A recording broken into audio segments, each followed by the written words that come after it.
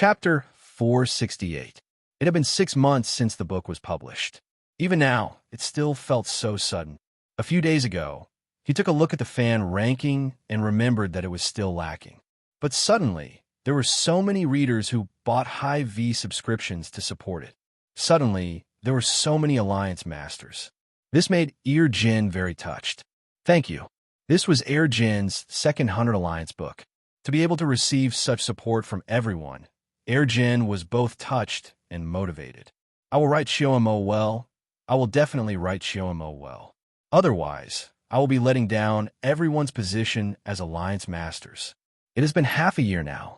In another half a year, I can't see what Shiomo will be like. But I am confident that Shiomo at that time will be more glorious than it is now. I am confident that at that time, our team will be even bigger. I am the grassroots.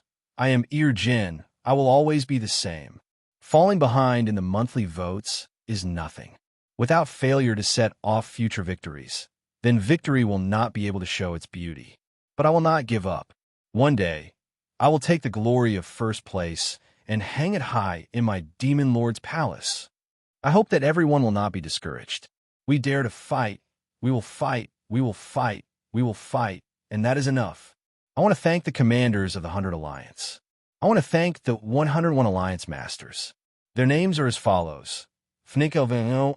Understand dream language say regret. We didn't meet sooner flying dog. And horse silly pepperlong. Inu heart water forget. Tears. YVHK full moon pavilion. Demon moon old Wong is still single. Speechless the prodigal son is dead looking for the prodigal son. Please burn paper netherworld beauty leaves fall and rain with wiping snow and flowers variety heaven. Earth. Man contemplating book my name is genius shall carefree. Clan modeled end of the world. Journey my father little Adam 88855 greatest a wisp of wind crazy pepper purple flame. Flying snow 3 realms beyond prosperous border past sky. Halberd yellow crane, Yao central military tent. King, snake and old frog inky, black listen to the sound of the waves 3,000 yuan talk on a rainy night denunciation of rebellion 867479 to the soul of Heelan Mountain without hope or Deseres. 903. Dallas Electrocardiogram Vera versus Sushua Philostikis Indigotica Dragons, plate long sleeve fragrance age of. Sunshine Blood, evil wandering around for no reason. Golden Spirit, King Melancholy, God Watermelon Lord ZOI, just wanted to change my name. Pangas 770 Shao, Yin God, Shocking Master Sea Wing Mirror Falling Moon, Star Shadow, Flying Alone Lonely Swan Goose under the moon. Come and relax if you like. Superior Evil, God climbing the wall to play, real body. Proud Little Red, Flower only a little D star polar ear, mass show 080102025527110. Emancipation, the wicked little red flower tainted by memories, the God's promise forever Zheng, Wayne Xianyue, lonely soul, it is only after a while that master, how you long, Yushuan Elder, Nameless Lucifer, the Morning Demon, Seeker Eagle, Warrior Loneliness. Book Boy Holy, Sleep Pigs, Head Dagger, A Lifetime, Struggle Left Hand, Deep Blue Concave, Innocence Fourth, Step the White Crane Shy. Little Red Flower who floats next to you, thank you. Thank you. Also, I would like to thank Moderator Weiwei and all the other sub-moderators. You guys have worked hard for the past 6 months. Thank you. Thank you very much. Ir Root, to be continued. If you like this work, please come Achidian. Come to vote for me. Your support is my greatest motivation. Chapter 469. At that moment, he was feeling slightly regretful for causing this sort of trouble for the woman, and he was incredibly angry. Yet this was not the time for him to think too much about it. He had to kill or injure this person severely before he could reveal his origins and tribe. He spun around and swept his right foot forward like a violent gust of wind. Immediately, a tumbling yellow ocean manifested to the west of him, bringing with it a large amount of yellow sand that surged into the sky. Fourth ode to the northern sea. Tai Mu let out a low growl, and as he spun around, he swept his left foot towards the north. Immediately after, a black ocean manifested in the sky to the north, and huge waves came crashing down. At that moment, as Su Ming retreated, he lifted the spiked club in his hand. When his clone and Tai Mu attacked each other, Su Ming had swung the spiked club 4 times in the air, and each time he swung it, the area would increase by several times. After the 4th swing, the spiked club had become incredibly long, and its weight was so great that it had already reached the limit of what Su Ming's physical strength could withstand. Su Ming's goal in this battle was to test just how much his combat abilities had reached, not to risk his life.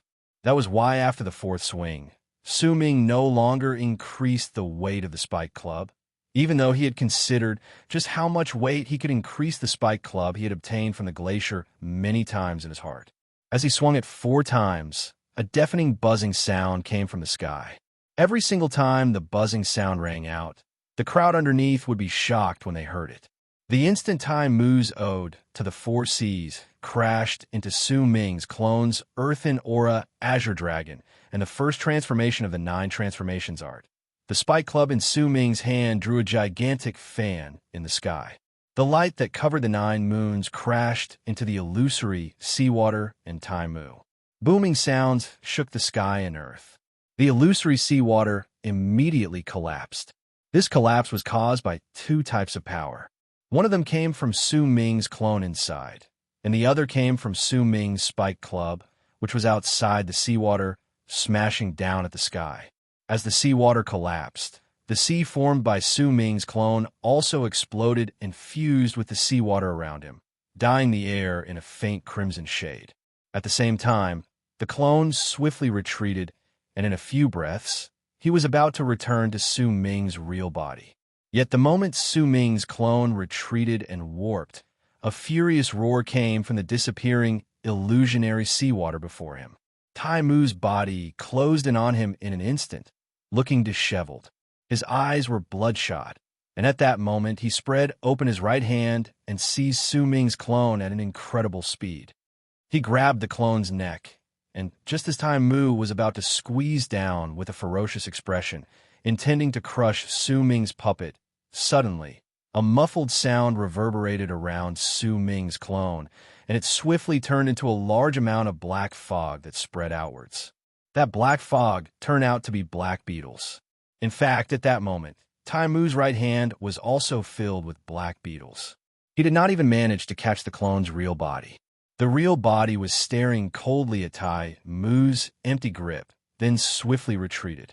As the black beetles scattered, Tai Mu was momentarily stunned, and Su Ming's clone's appearance was clearly revealed before him. Once Tai Mu saw that dried-up body and those gray eyes for the first time, a drastic change appeared on his face.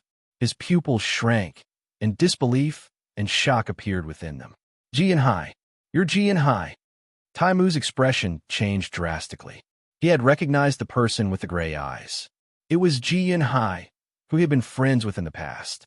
It was especially so when he saw the black beetles pouncing on him from all directions, which made Tai Mu even more certain of his identity. However, once he was certain that this person was Ji Yunhai, a deep wave of wariness instantly rose in Tai Mu's heart. He came to a halt and looked towards Su Ming. At that moment, Su Ming's right hand trembled in intense pain once he swung the club down. Most of his body was completely numb, and as he retreated swiftly, his face turned slightly pale. The spike club also shrank rapidly. Once Su Ming put it away, his clone also warped and returned to his side. Tai Mu stared at Su Ming, and a huge storm raged in his heart. He could not imagine that a powerful ladder shaman like Ji Yunhai would be turned into a puppet by someone. This sort of thing made Tai Mu instantly feel terrified towards Su Ming's arrival. He sucked in a sharp breath, and with a jolt of his body, the black beetles pouncing on him were immediately forced several dozens of feet back. However, these insects were not afraid of death and rushed towards him once again. There's no mistaking it. These are Ji Yunhai's origin shaman insects. How could he have been turned into a puppet by someone? Tai Mu looked at Ji Yunhai, who was standing beside Su Ming, and his face gradually turned pale. He has great treasures. He has Ji Yunhai as a puppet, and he's a soul catcher himself. His divine abilities are also strange and unfathomable. This person, who is he? As Tai Mu's heart trembled, a loud uproar erupted from the crowd underneath. Even Nan Gonghen's face was filled with disbelief. Ji Yunhai. Senior Tai Mu said that the puppet is Ji Yunhai. Is he talking about the strongest soul catcher below the end shaman? The Ji Yunhai who disappeared for many years. This person actually turned Ji Yunhai into a puppet. If he didn't personally refine him, then it'd be impossible for him to control him. He might be at a disadvantage in this battle, but he's already incredibly powerful to be able to fight against a ladder shaman to this extent.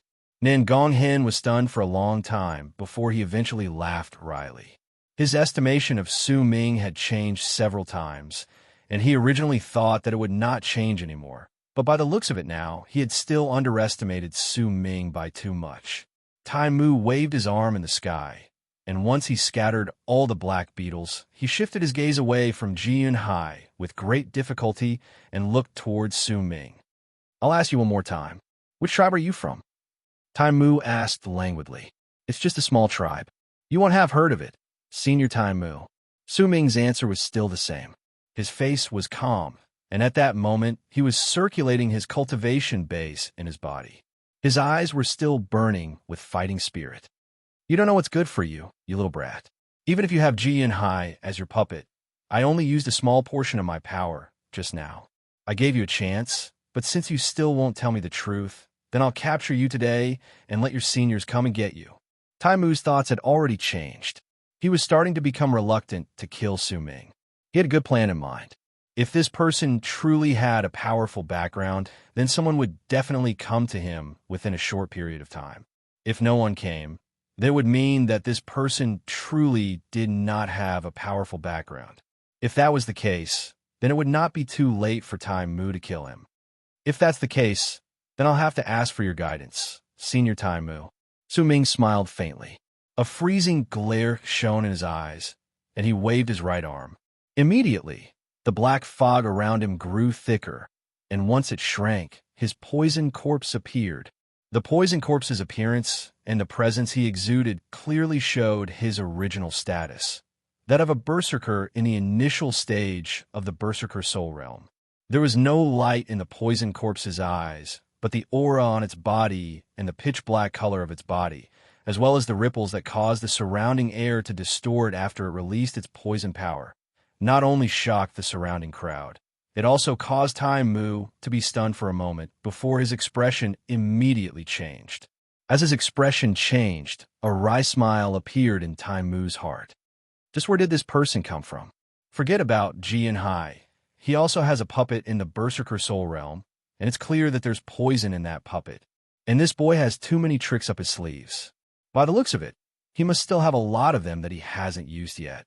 Damn it. Why did I run into a monster like this? This isn't a medial shaman. This is going too far. Tai Mu laughed wryly in his heart. If it was just Ji Yunhai's puppet, then he would still have the confidence to fight with his full strength. But with this poison corpse, which was clearly also an extraordinary one, even if he could win this battle, he would have to pay a price. It would have been fine if they were outside, but they had just entered the world of Nine. Eastern Goosefoot Tribe's plan had yet to be carried out, and he could not afford to be injured. Su Ming did indeed have some trump cards that he had yet to use. Forget about everything else. He had yet to use the 3 slashes of wind separation. As Su Ming's puppets appeared one after another in this battle, he discovered the difference between him and a ladder shaman. If he attacked alone, he would not be able to fight, but if his clone appeared, then he might be able to put up a fight. However, if he brought out his poison corpse as well, then he would be able to fight against a ladder shaman in the initial stage, and he would not necessarily lose. For the first time in the land of the shamans, Su Ming felt himself becoming stronger. That feeling made him feel incredibly sentimental. Some of it is external power. I wonder when I'll be able to fight against a ladder shaman without using my clone and puppets with my true power. Tai Mu hesitated for a moment before he let out a long sigh. Once he cast Su Ming a complicated look, he turned around and charged towards the ground without another word. He landed beside the woman who was already shocked by Su Ming's attacks, lifted his hand, and slapped her. This slap caused the young woman to spit out a mouthful of blood. Her body fell to the side, and her cheeks puffed up. She lowered her head and did not dare to speak. From a moment she noticed that Emo Sue was able to fight against the old man. She knew that she had caused trouble.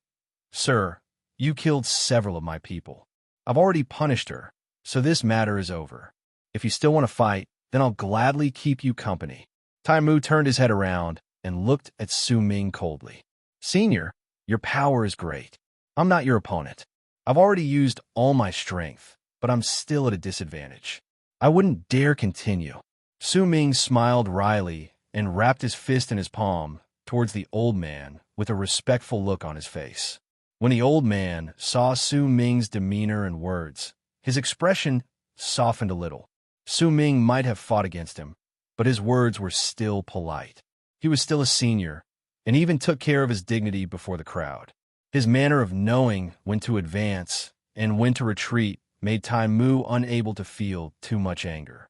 Instead, he had a feeling that there was a high chance that one of his own people was the one who provoked Su Ming first. Unknowingly, he had also gotten rid of the thought of searching for Su Ming after the matter was over. In fact, a hint of fondness towards him had even appeared within him. His wariness towards Su Ming's various methods and his suspicions towards his identity caused that hint of fondness to spread through Taimu's heart. He cast Su Ming a profound look. Young people need to be driven when they do things. Since Eastern Goosefoot Tribe was the one who was being unreasonable, then I can understand why you attacked. You don't have to look down on yourself. We'll call this battle a draw." Taimu's expression became much warmer. Once he finished speaking, he turned around and led his tribe members to support the boy and the woman before flying into the air and leaving. However, when they left, the boy's robes were already stained with yellow stains, and there was a stench of urine coming from them.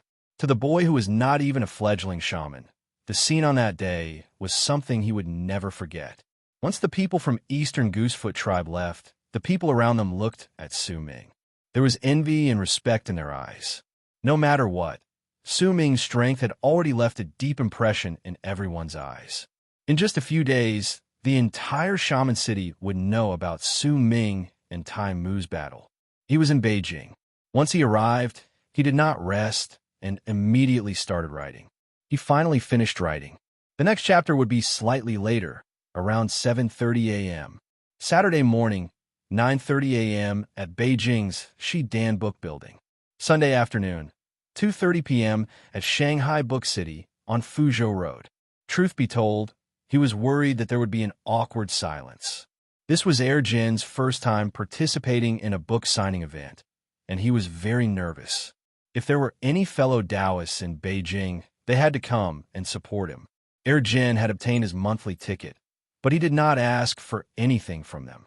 Right now, he was nervous, so he asked his fellow Taoists in Beijing and Shanghai to come and support him during the book signing event. Even if they didn't want to buy the book, they could come and support him. Don't leave me alone there and look at the empty space with a wry smile. If you like this work, please come to Qidian. Come and vote for me. Your support is my greatest motivation. Chapter 470. The one who was the most excited was Lon Lon. She looked at Su Ming with an excited glint in her eyes. At that moment, Su Ming was the strongest protection in the world to her. It was the same for Ahu. His face was filled with fanaticism and respect, just like how there would always be another powerful warrior in the world when they were young. At that moment, in Ahu's heart, Su Ming was the existence he wanted to imitate. Even Qidong was the same. He looked at Su Ming and watched him fight against a ladder shaman, and the shock and excitement in his heart caused him to be unable to recover even after a long time had passed. One of these days, I will also become as strong. I will make Eastern Goosefoot Tribe pay me back several-fold for what they owe me. Qidong gritted his teeth and clenched his fists. A determined look appeared in his eyes. Under the people's gazes, Su Ming put away the poisoned corpse and his clone in midair. He also put away the black beetles and everything else. With one move, he landed on the ground. "Brother Mo, you hit it too well. Only now did I know that you possess such combat abilities. I was still thinking about how I could help you just now." Nan Gonghen smiled wryly and wrapped his fist in his palm toward Su Ming. I was just lucky. Senior Tai Mu didn't use his full strength, or else I wouldn't have been able to last. Su Ming shook his head and spoke. Brother Mo, you don't have to be so humble. Oh well, you've always been like this. But after this battle, your name will definitely spread far and wide in Shaman City. This is a good thing. After all, the world of Nine Een is isolated from the world outside. Everything depends on your own power. Only the powerful can stand firm here and obtain the respect of others. As Nan Gonghen spoke, a group of guards from the god of Shaman's temple arrived from a distance. These people all had extraordinary power and were all medial shamans. Once they arrived, they immediately dispersed the crowd. However, none of them came up to question Su Ming. Instead, when they passed by, they wrapped their fists in their palms to greet him with polite and respectful expressions on their faces. In truth, they had arrived a long time ago, but there was no way they could join the fight against a ladder shaman. They could only stay in the distance and prepare to clean up the battlefield once Su Ming was killed. However, the things that happened next caused these people's hearts to tremble. When they saw the people from Eastern Goosefoot tribe leaving, their respect towards Su Ming rose within them. No matter where they went, powerful warriors would always be respected. As the people around them left, Su Ming and Nan Gonghen returned to the quiet inn. On the way, Su Ming swept his gaze past Nan Gongshan and noticed that the woman was still frowning, as if she was hesitating about something.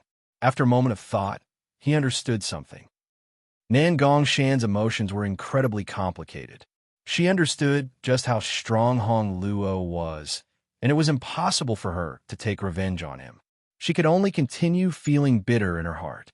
Perhaps she had seen a hint of familiarity and suspicion in Su Ming, but while Su Ming's power might have been extraordinary and he could even fight against Tai Mu, in Nan Gongshan's eyes, if Su Ming was truly that person, then this battle would definitely not have ended like this. That was why her doubts towards Su Ming turned into uncertainty. In truth, she no longer had any doubts towards Su Ming in her heart. Sula thought for a moment and guessed most of it.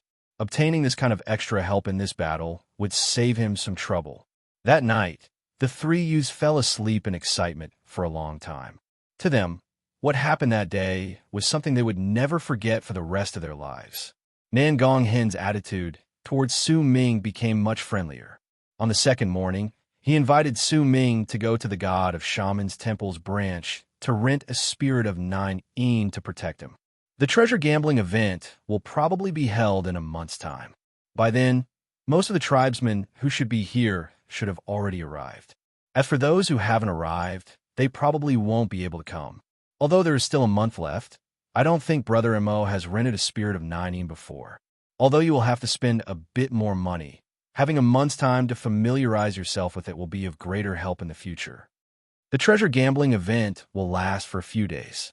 Once it's over, everyone will disperse and bring the youths from the tribes to activate their cultivation bases. At that time, we'll have to part ways. Nan Gonghen spoke with a smile on his way to the god of Shaman's temple's branch. Brother Mo, you can take a look around Shaman City during this month. After all, this is the world of Nine Een. There are plenty of items here that can't be found outside. Besides, due to the liveliness of the treasure gambling event, there will also be plenty of items that are rarely seen being sold here. As Nan Gonghen spoke to Su Ming, he smiled and greeted the familiar faces who saw him on the way. Nan Gonghen once again displayed the strength of his connections. Su Ming saw that there were at least a dozen people who looked incredibly familiar with Nan Gonghen on the way. Most of these people would also look at him once they greeted him, and Su Ming could see the respect hidden in their gazes. Brother Mo, you became famous with just one battle. You managed to fight against a medial shaman and not lose. Just by looking at the gazes of the people around us, you can tell that this news has already spread, Nan Gonghen said with a smile.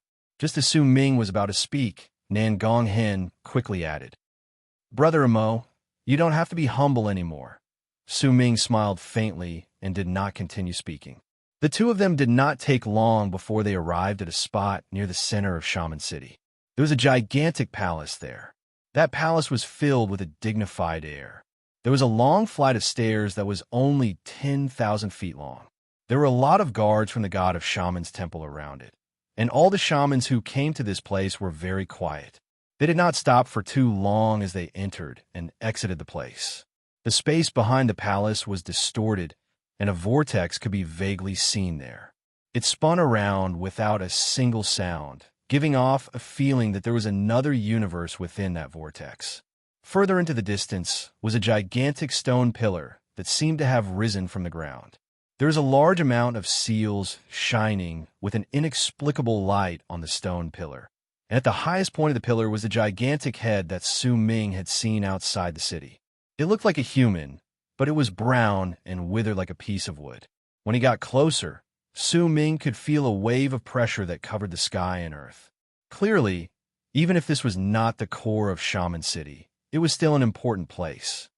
Before I came here, I spent a lot of effort to prepare the offerings. I should be able to move the spirits of 9 in the 5th layer, Nangong Hin mumbled under his breath as he brought Su Ming up the stairs. Once Su Ming heard it, a glint appeared in his eyes, but he did not ask about it in detail. The two of them walked up the stairs, and when they arrived before the door to the hall, Su Ming's pupil shrank. He saw a gigantic oval-shaped vortex floating 7 inches above the ground before the door to the hall.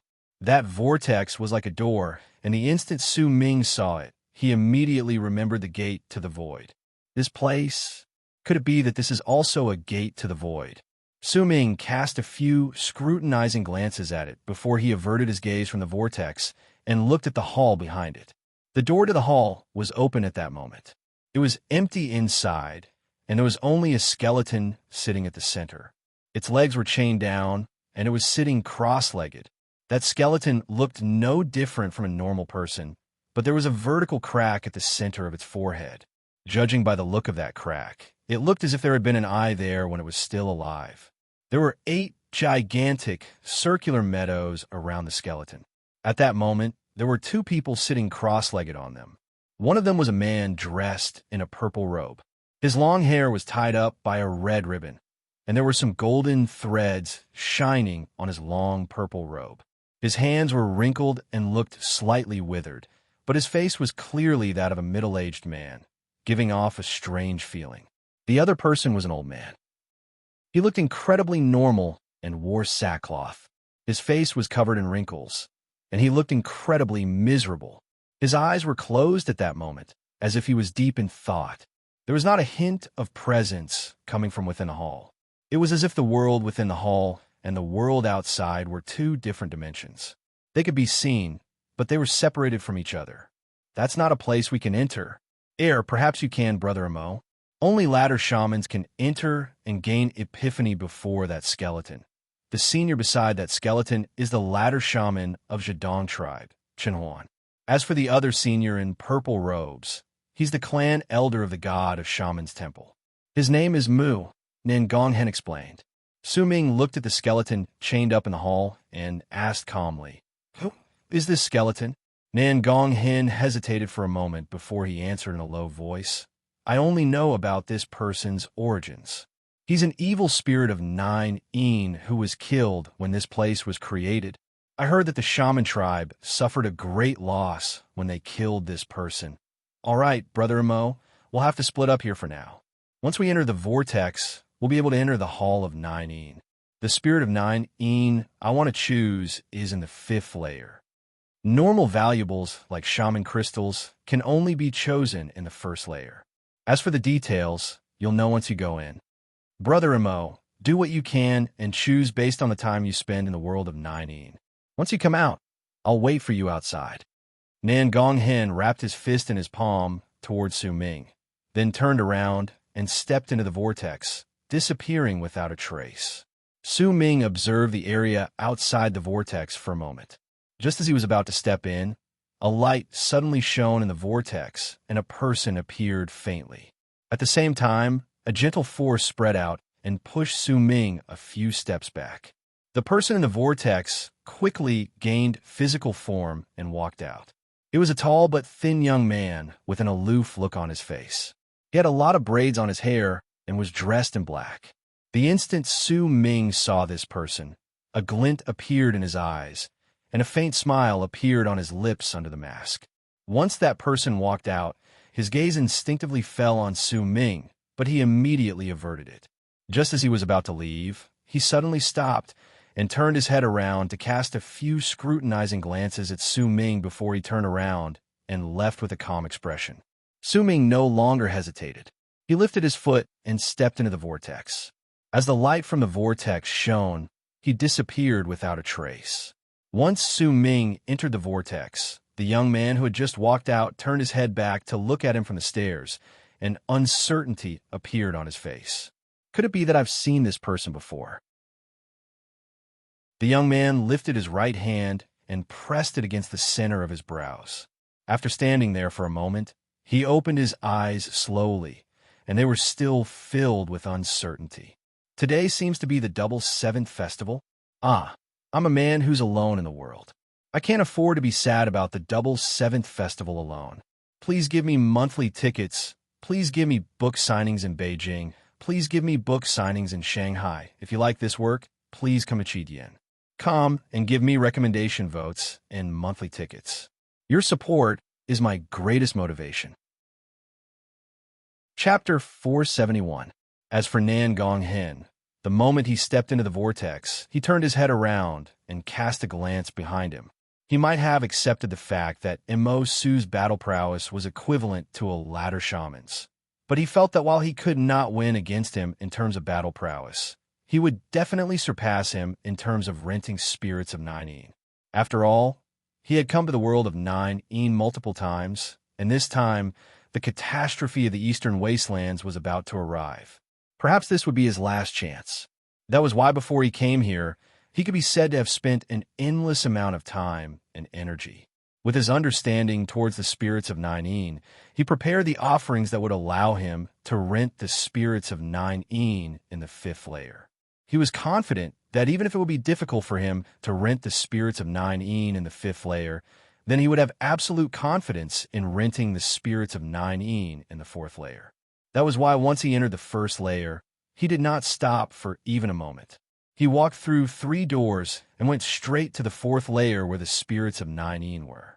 Mo Su might be strong, but once I rent the spirits of Nine in the fourth or fifth layer, I'll be able to stand on equal ground with him, or perhaps surpass him.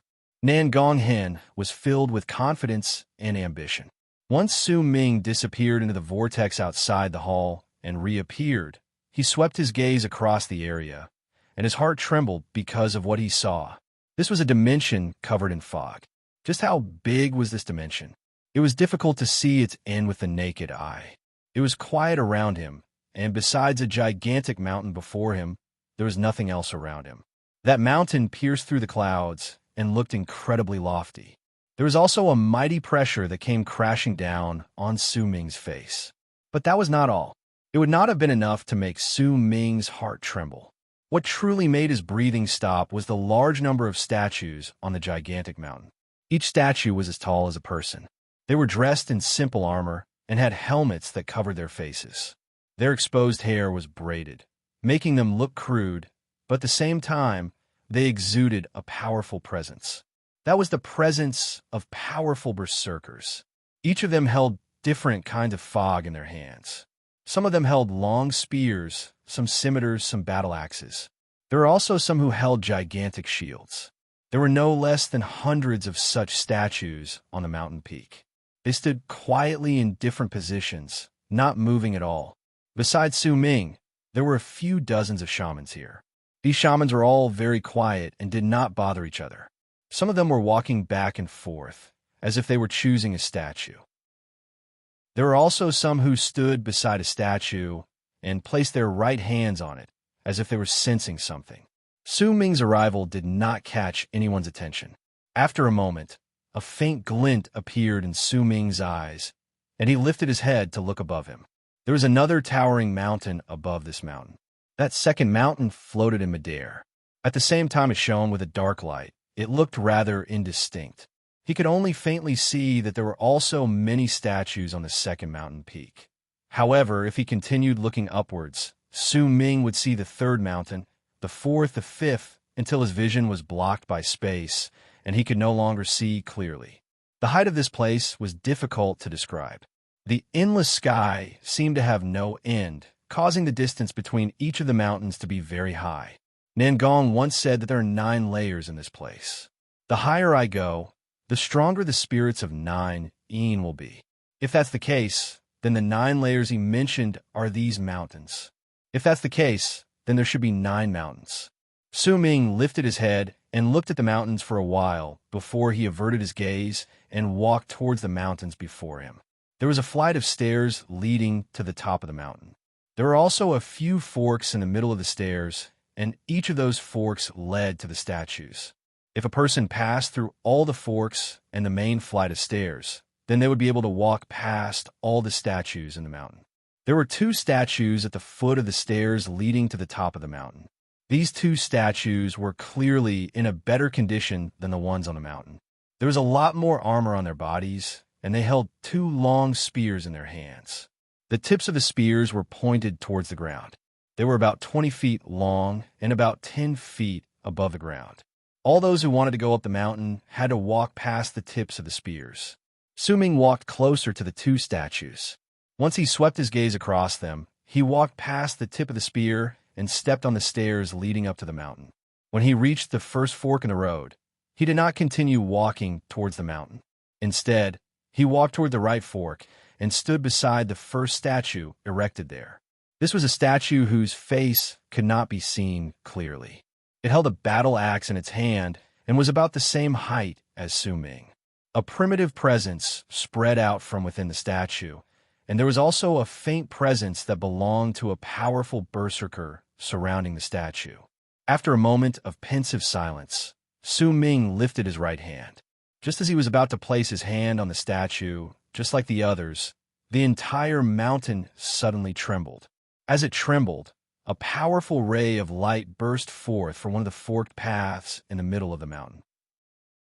As the light appeared and the mountain trembled, most of the people on the mountain immediately turned their heads to look over. A focused glint appeared in Su Ming's eyes.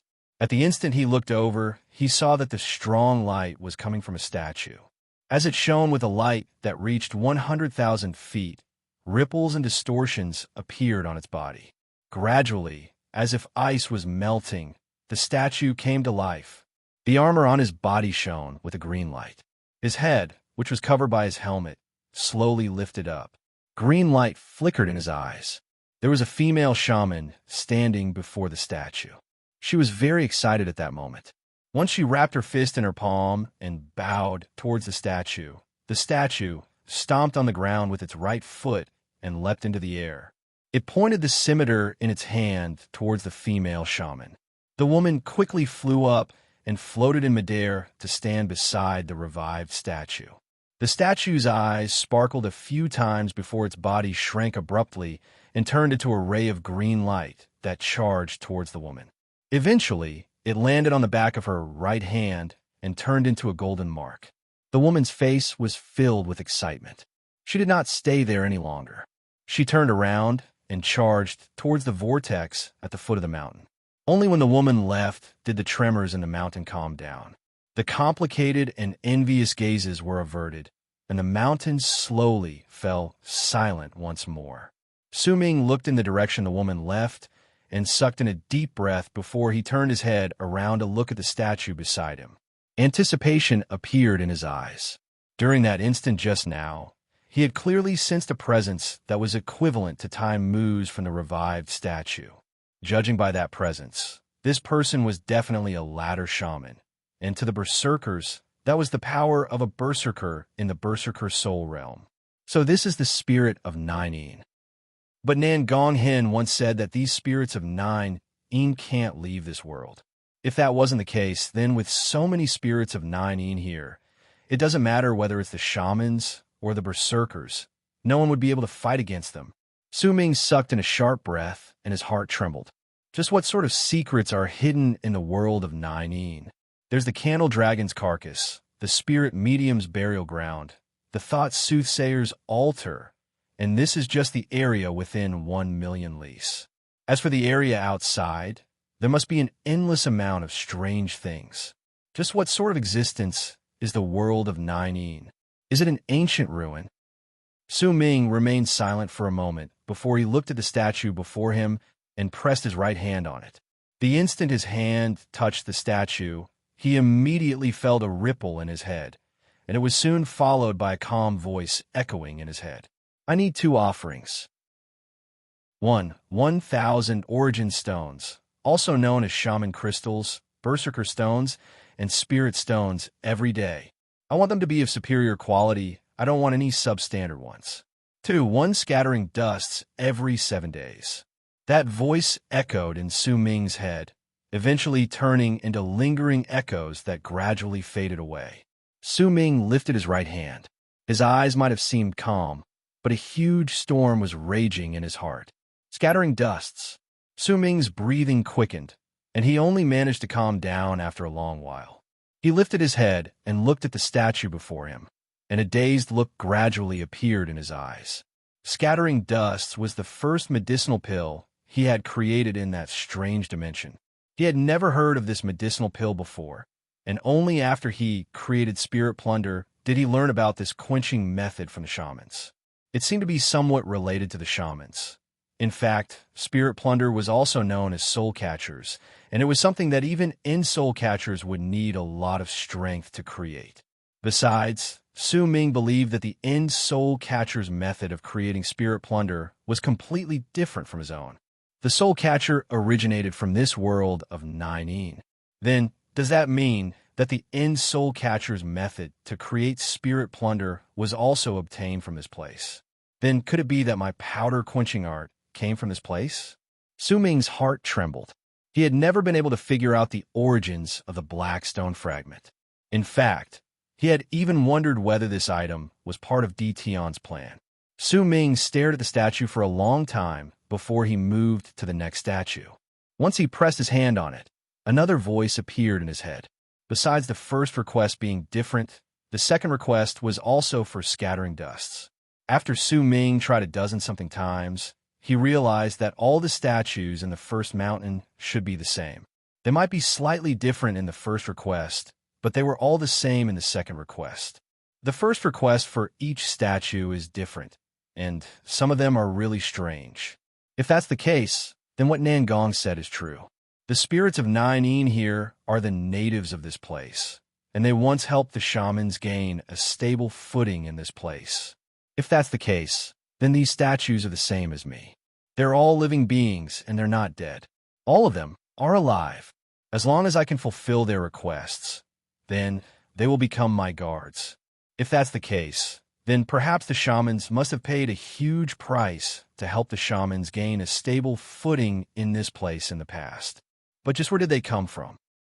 Su Ming took a few steps back. As he observed the statues, 2 more statues rose into the air and were taken away. Su Ming's expression kept changing. After a moment, he suddenly lifted his head and his gaze fell on the second mountain, then the third, the fourth, and even the indistinct sky at the end. If that's the case, then I won't care about the origins of the spirits of Nine for now. Perhaps I can rent stronger guard from here. A glint appeared in Su Ming's eyes, and a brilliant light shone in them. To be continued. If you like this work, then please come to Chidian. Come and vote for me. Your support is my greatest motivation. Chapter 472. Nangong Hen stood on the 4th mountain in the sky. There was a gigantic statue that was shining with a dark silver light and was about 300 feet tall. There was a hesitant look on his face. The presence exuded by the statue far surpassed that of its kind in the first mountain. Not only was its body much stronger, it was also filled with a terrifying presence. There were a lot of scars on its body, and they gave off an air of age. The statue held a gigantic battle axe in its hand. That axe was about 100 feet long, and the murderous aura spreading out from it made Nangong Hen not dare get too close to it. This dark bronze spirit of Nine is the strongest existence in the 4th mountain. Very few people can take it down. From what I know, it has only come out 8 times over the years. Once we reach the 5th layer, it's the silver spirit of Nine. But even if the silver spirit of Nine is stronger than the dark bronze spirit, The fifth layer is just the initial stage. It's not that different from the strongest dark bronze spirit, but the price he offered for the statue in the fourth layer is just too ridiculous. It's even more expensive than the fifth layer. Nan Gonghen was incredibly hesitant. His original plan was to go to the fifth layer, but once he saw the dark bronze statue, he found it hard to make a decision once again. As he hesitated, Nan Gonghen looked at the ground under the mountain. From there, he could vaguely see the third, second, and first mountains. Oh well, I'll go to the fifth mountain and take a look before I make my decision. Nan Gonghen gritted his teeth. He could not bear to leave the statue and walk towards the top of the mountain. The difference between realms and wealth. I'm hesitating on whether to go to the fourth or the fifth mountain, but Mo Su must have only offered up the spirit of 9 from the second mountain. After all, if I don't make ample preparations, it'll be difficult for me to offer it up from the third mountain. Nan Gonghen mumbled. He felt slightly pleased with himself, and with that pride, he managed to wash away some of the gloom he felt just now. Once my ancestor takes down the spirit of 9, then at the very least, the difference between us will be reversed. Nan Gonghen smiled faintly, and his mood became much better. At that moment, Su Ming was walking up the stairs with a calm expression on his face on the second mountain. There were fewer statues on the second mountain compared to the first. There were only about 100 of them. The armor on the statues' bodies was much more complete, and they also had more weapons. The mighty pressure spreading out from their bodies was also slightly stronger than the pressure from the first mountain. By the looks of it, while they might not have reached the middle stage of the Berserker Soul Realm, they should be around the peak of the initial stage. There were less than 10 shamans on the second mountain, and most of them had dark expressions on their faces. They moved around the statues, as if they were hesitating about which one they should choose. Su Ming casually chose a statue and placed his right hand on it. After a moment, he lifted his right hand, and a glint appeared in his eyes. 5,000 high-grade magic crystals a day. 1 month would be 150,000. If we stay here for a couple of months, we would need hundreds of thousands of magic crystals. People from small clans wouldn't even dare to think about such a price. Even middle-scale clans would have to grit their teeth to rent this place. I've also increased the supply of scattering dusts. I'll need 3 every 7 days. Su Ming remembered the small shaman crystal mine that White Bull Tribe and Black Crane Tribe were fighting over. There were less than 20,000 shaman crystals there, and there should be even fewer high-grade crystals there. Even if they extracted all of them and brought them here, they might not be able to get the spirit of 9 to follow them for 4 days. No wonder the person who got the 9 abyss flower from the stone gambling didn't come to rent the spirit of 9. The price is just too great. But in other words, scattering dust will definitely be hard to get here, even if it costs tens of thousands of shaman crystals. Besides, while the value of 1 might be high, if I can bring out 3 at once, then the value will increase exponentially. Su Ming's heart pounded in his chest, and he walked toward the top of the second mountain. He did not stop along the way. Instead, he charged straight to the top and stepped into the relocation rune there. As the rune shone, Su Ming disappeared inside. When he reappeared, he was already at the top of the third mountain. There were less than 100 statues in the third mountain. They looked to be around 80 to 90 of them, and the armor on each of them practically covered their entire bodies. Most of them were complete, and they were around 200 feet tall. They looked like small hills, and the pressure they exuded made Su Ming's breathing quicken. The strength of that pressure far surpassed what Tai Mu had felt. In fact, it was even stronger than the pressure he felt from the poison corpse in the initial stage of the Berserker Soul Realm. Could it be that the ones here are existences equivalent to those in the middle stage of the Berserker Soul Realm? If that's true, then the ones in the fourth mountain will be at the peak of the middle stage of the Berserker Soul Realm, and the ones in the fifth mountain will be at the later stage of the Berserker Soul Realm. If that's the case, then the sixth, seventh, and even the ninth mountain, just what sort of level of cultivation will they have? Su Ming walked on the third mountain.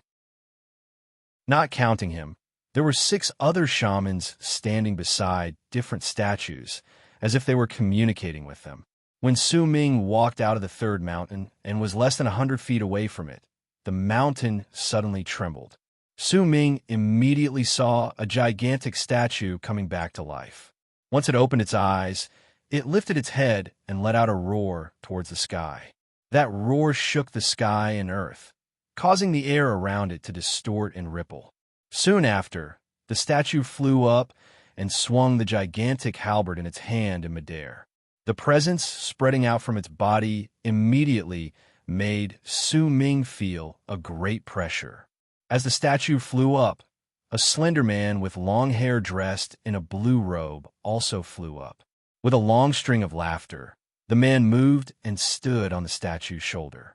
The statue did not seem to mind. It turned around and turned into a long arc that brought the man down to the exit. The anticipation in Su Ming's heart grew stronger. He took a few brisk steps forward, and once he arrived at the top of the third mountain, he stepped into the relocation rune.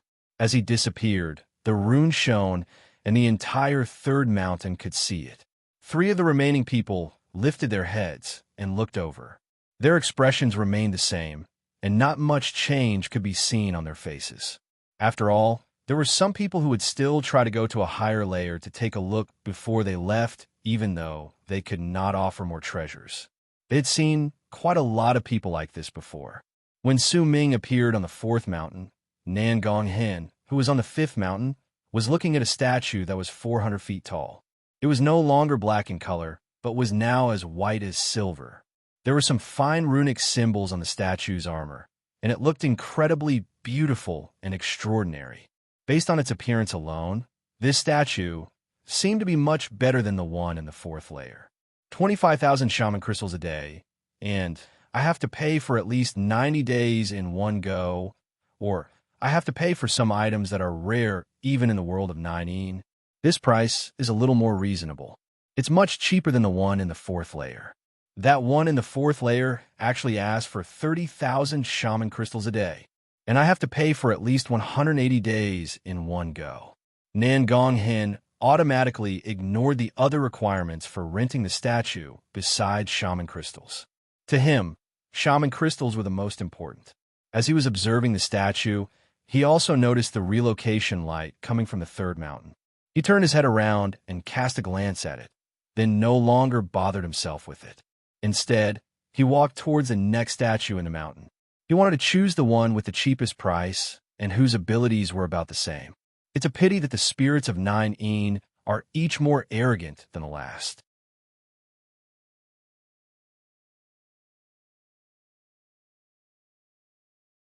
After a moment, light immediately shone at the spots where the eyes of the gigantic statue should be, and a powerful presence instantly spread out from its body. That presence swept through the area like a vortex, causing its body to recover rapidly. I'm a #1 general on this level. If you choose me, it will be much better than if you choose my fellow clansmen on the 5th level, said Meng Hao. A buzzing voice came out of the statue's mouth with loud booming sounds. This was the first time Su Ming saw a statue speak, and a brilliant light instantly shone in his eyes. As the old man's face filled with excitement, Su Ming suddenly sent a wave of his divine sense into the reviving statue's body. If it's scattering dusts, how are you going to calculate it? There will be no eruption this week. Please forgive me, everyone. I will go back on Monday, and from Tuesday onwards, the eruption will continue until the beginning of the month. To be continued. If you like this work, please come to Chidian. Come and vote for me.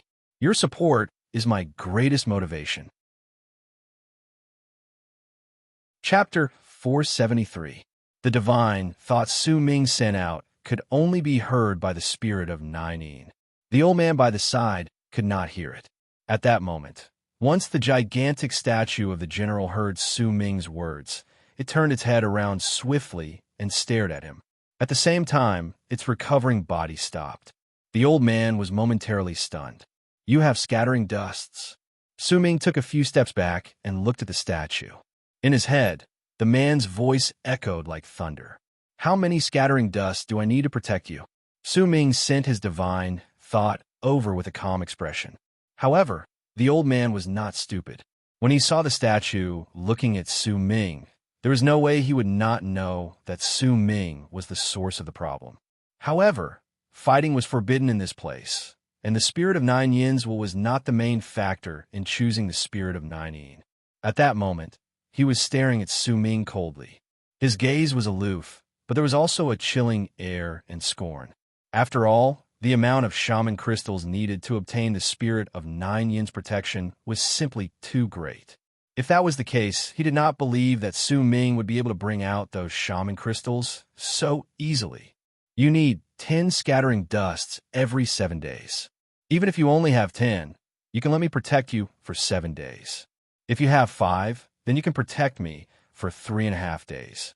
If you only have 1, I can still protect you for 1 day. As the spirit of Nine Yin's voice echoed in Su Ming's head, he calculated the number of scattering dusts he had. He only had less than 200 of them left, but as long as he had enough materials, he could immediately create them. Besides, he was already incredibly familiar with creating this pill, so he would only use up about 1/10 of it. Do you want South Asunder? After a moment of pensive silence, Su Ming sent his divine thought over once again, testing the statue with his words. South Asunder. You have South Asunder? The gigantic statue's eyes immediately shone with a brilliant light, and the voice echoing in Su Ming's head became agitated. Its body trembled faintly, and its stopped recovery started once again. However, its eyes were still fixed on Su Ming, and it no longer paid any attention to the old man. Sir, you're going overboard. Get lost immediately. If you continue fighting against me. The old man immediately became nervous and growled at Su Ming. Yet before he could finish speaking, the gigantic statue suddenly stretched out its left hand and seized the old man. As he cried out in surprise, the statue grabbed the old man and flung him down the mountain. Get lost. Don't disturb my business meeting. With this throw, the old man's body turned into a ray of light and was thrown out of the 4th mountain. Nan Li and Shan Ling. You can exchange 5 of these 2 pills for 7 days of protection. The statue's voice buzzed. The fact that Su Ming could say South Li's name made him incredibly excited. After all, he had been in this place for many years, and he had met people who brought out scattering dusts, but most of them only had a small amount of them, and their medicinal effects were not great. It was clear that they had obtained them from some other place in the world of Nine Yin. And Su Ming gave it the feeling that he had quite a lot of them, and he had even mentioned South Li. This made the spirit of Nine Yin unable to help itself from becoming excited. Looks like you found a place to hide the stones. How about this? If you have a better medicinal stone like Spirit Plunder Powder, I'll protect you for 60 days. If you think that my power isn't enough for you, then I know an old man in the 5th summit. He's originally in the 6th layer, but if you shamans want to go up to the 6th layer, it'll be difficult for you to do so unless you become a ladder shaman. That's why that old man came down to the 5th layer on his own. He can protect you for 10 days with 1 spirit plunder. I'll help you communicate with him, and perhaps we can increase the time, but the prerequisite is that you must offer me South Li or scattering dusts. A glint appeared in Su Ming's eyes, and he immediately asked, what level of cultivation does that old man you're talking about have? Based on your shaman tribe's level of cultivation, he can be considered an end shaman. The gigantic statue quickly said, and an expectant look appeared on its face. Su Ming's heart pounded against his chest. There were many places he wanted to go to in the world of Nine Yin in the shaman tribe. First, he wanted to go to the Candle Dragon's carcass. There was also the Spirit Medium's burial ground. The 100 million souls devouring the sky art he had obtained after awakening Han Mountain Bell's 6th head might be of help there. Also, since the thought soothsayer shamans could appear in the shaman tribe, then as the place of origin, if it was possible, Su Ming wanted to go there and take a look. Also, his main goal was still the 9 Abyss flower. This thing could increase the chances of those who had attained great completion in the bone sacrifice realm, and when they moved into the Berserker Soul realm. This was something he had to obtain no matter what. There was also the problem of his identity being exposed. If that was the case, then if he had the protection of a spirit of Nine Yin that was equivalent to an end shaman, then he would be like a fish in water in this place. In fact, it would not be impossible for him to investigate the area 1,000,000 leagues away.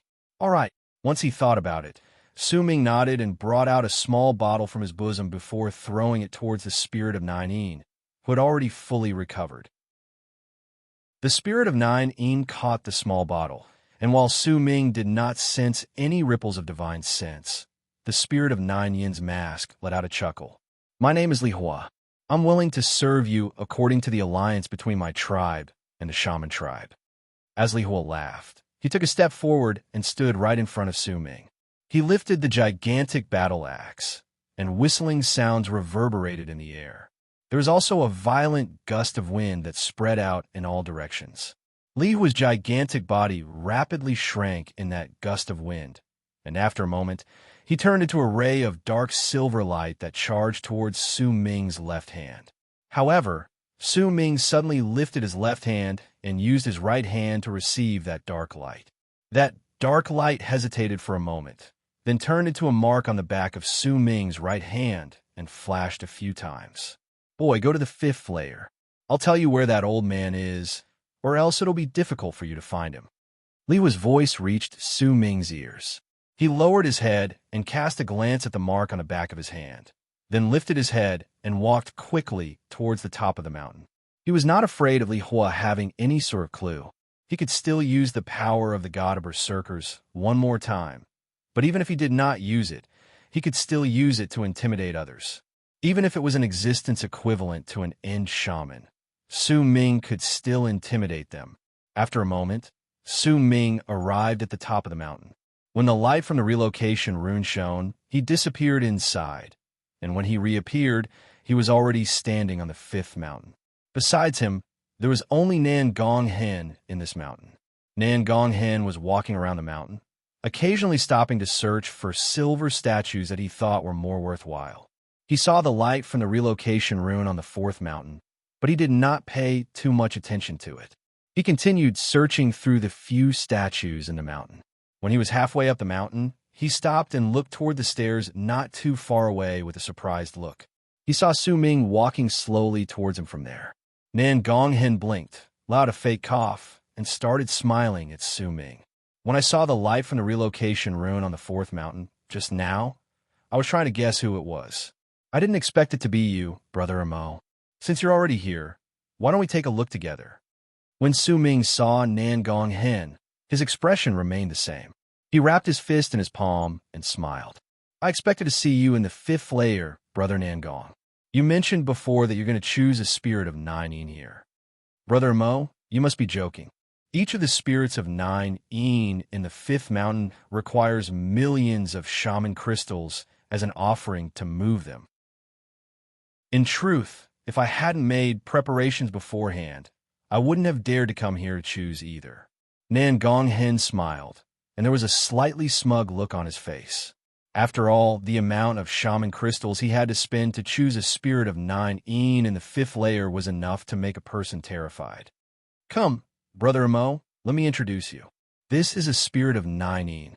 Look, there's an oppressive feeling in his armor, but his weapon is a scimitar. This spirit should be skilled in defense, but his combat abilities are slightly inferior compared to the other spirits of Nine. Nan Gong Hen pointed at one of the statues and started introducing it to Su Ming. When Su Ming looked over, Li Hua's soft snort reached his ears. Your companion doesn't talk much. Taka's scimitar is so sharp that even I would find it a little troublesome to fight against it. His armor, on the other hand, is just average. Nan Gong Hen continued, giving pointers along the way. Occasionally, he would place his hand on the statues to see how much they could be sold for. Su Ming still had a smile on his face and did not say much. Li Hua continued refuting Nan Gong Hen's point of view, and in the end, his tone became even more scornful. Brother Mo, you might not be able to make an offering in the 5th layer, but it's still good for you to look. You can increase your knowledge. I also managed to reach the 5th layer in one go in the past. As Nan Gong Hen spoke, he arrived at the other side of the mountain, where there were 2 statues standing solemnly. One of them was big, and the other was small. The big one was 400-something feet tall, and the small one was only 200-something feet tall. There was no weapon in its hands, and it looked incredibly normal. As for the big statue, it held a long spear and looked incredibly heroic. Nan Gonghen placed his hand on the two statues, and after a moment, his eyes sparkled. As he looked at the 400-something feet tall statue, an excited look appeared on his face. "Brother Mo, look at this spirit.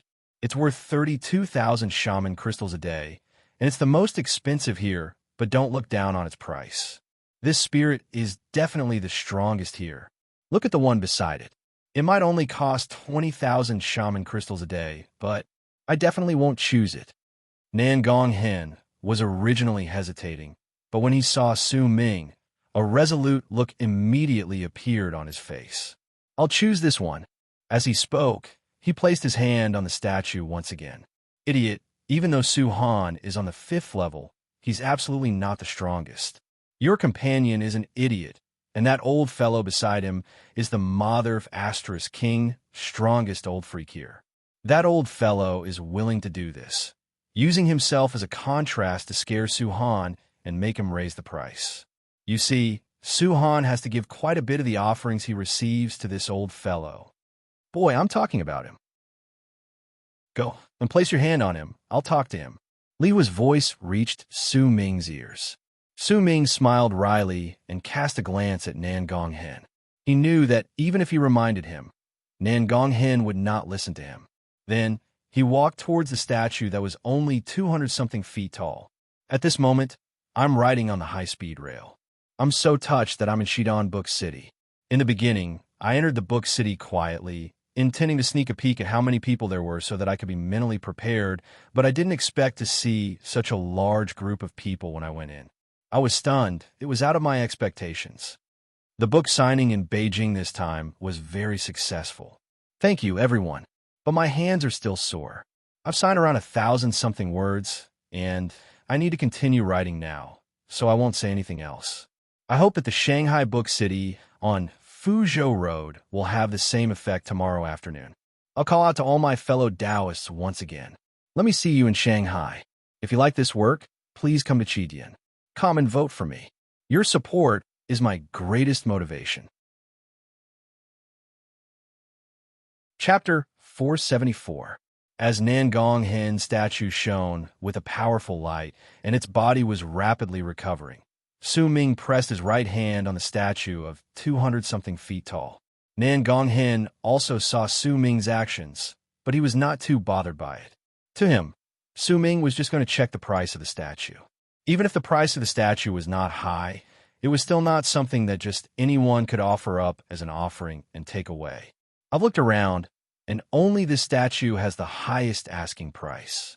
The spirits of 9 yin's asking price is usually based on their own abilities. If he dares to ask for this price, then I will dare to give it to him. I think he must be the strongest in the 5th layer. Nan Gonghen might have felt his heart ache over the loss of his shaman crystals, but he trusted his own judgment more. As he looked at the incredibly extraordinary statue that was shining with a light that reached 100,000 feet and saw it gradually recovering completely, as well as the light in its eyes, his breathing quickened. After a moment, the body of the 400-something feet tall statue completely recovered. He immediately lifted the long spear in his hand and slammed it against the ground. At the same time, his body shot up from the ground and stood in the sky with a loud whistle. Only a pair of bright and piercing eyes remained on his face, and he lowered his head to cast a glance at Nan Gonghen. There was a strange look in his eyes, as if there was a complicated look in them, a sentimental look, a strange look. "I will abide by the alliance between my people and the shaman tribe. I am willing to serve you until you can no longer bring out anything that fits the requirements of the offering." The spirit of 9, Een in midair, spoke languidly.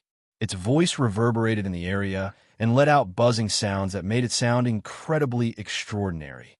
Nan Gonghen was just about to fly up excitedly when the statue, which Su Ming had placed his right hand on, immediately started shining. That light was incredibly dim, but the statue's body was also recovering rapidly. An ancient gaze gradually appeared where its eyes should have been. Nan Gong Hen was momentarily stunned, then his eyes went wide. Mo, brother Mo, you rented him? Nan Gong Hen sucked in a sharp breath, and his face was filled with disbelief. When he saw Su Ming nodding his head, a strange look immediately appeared on his face. He opened his mouth as if he wanted to say something, but hesitated for a moment before he cast Su Ming a pitying look. Nan Gong Hen might have found it hard to accept Su Ming's wealth, but the truth was right before his eyes. Mo Su must have some tricks and methods that others did not know about. However, Su Ming's choice made Nan Gong Hen feel that it was not worth it, or rather, it was incredibly worth it. Sigh, brother Mo, you should have told me earlier. There are quite a few spirits of nine in here. Forget it. Since you've already made your choice, I won't say it anymore. Nan Gong Hen shook his head with a bitter smile. There was a strange look on Su Ming's face under the mask.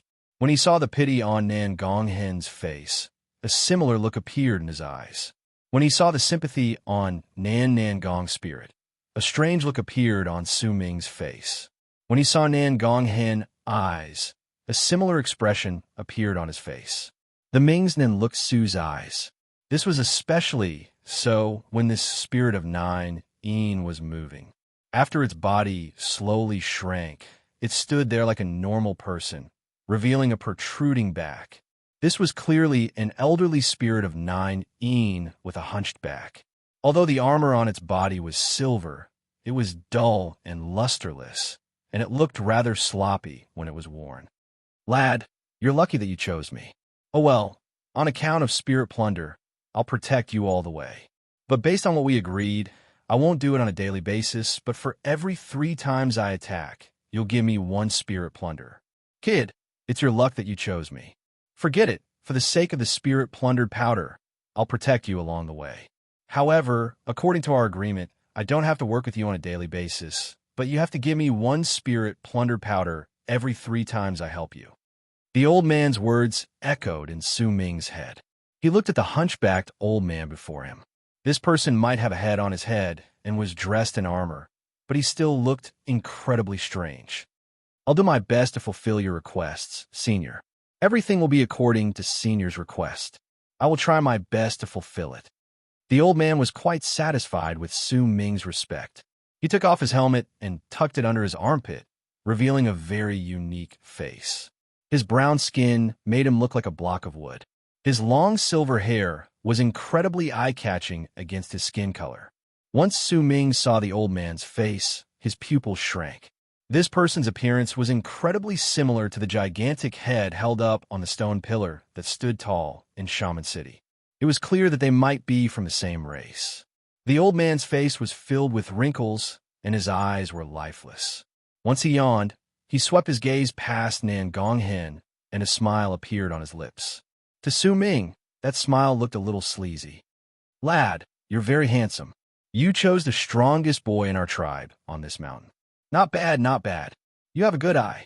The old man grinned, and his voice was hoarse. Nan Gong Hen's sympathy towards Su Ming increased once again. Just as he was about to say something, he suddenly widened his eyes. He saw the old man lifting his head to look at the spirit of nine he had rented, and the old man said something that stunned him to the spot. Silly boy, where's my share? The old man glared at Nan Gong Hen's spirit of nine floating in midair. The spirit of nine called Su Han obediently brought out a ball of crystalline light from his bosom and handed it to the old man respectfully. The old man tossed it around in his hands and nodded his head in satisfaction. He quickly put it away in his bosom and did not forget to flatter the stunned Nan Gong Hen. Lad, you have a good eye. Don't worry. If this silly boy doesn't listen to me, I'll teach him a lesson later. Don't worry.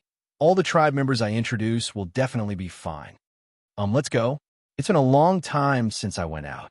I wonder if there are too many changes outside.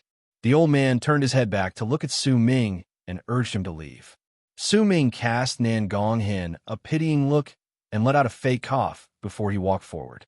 The old man placed his hands behind his back and swaggered behind Su Ming. He was even humming a little tune with a smug look on his face. Nan Gong Hen only managed to recover after a long while. He looked at the old man leaving into the distance, then lifted his head to look at the spirit of 9 called Suhan.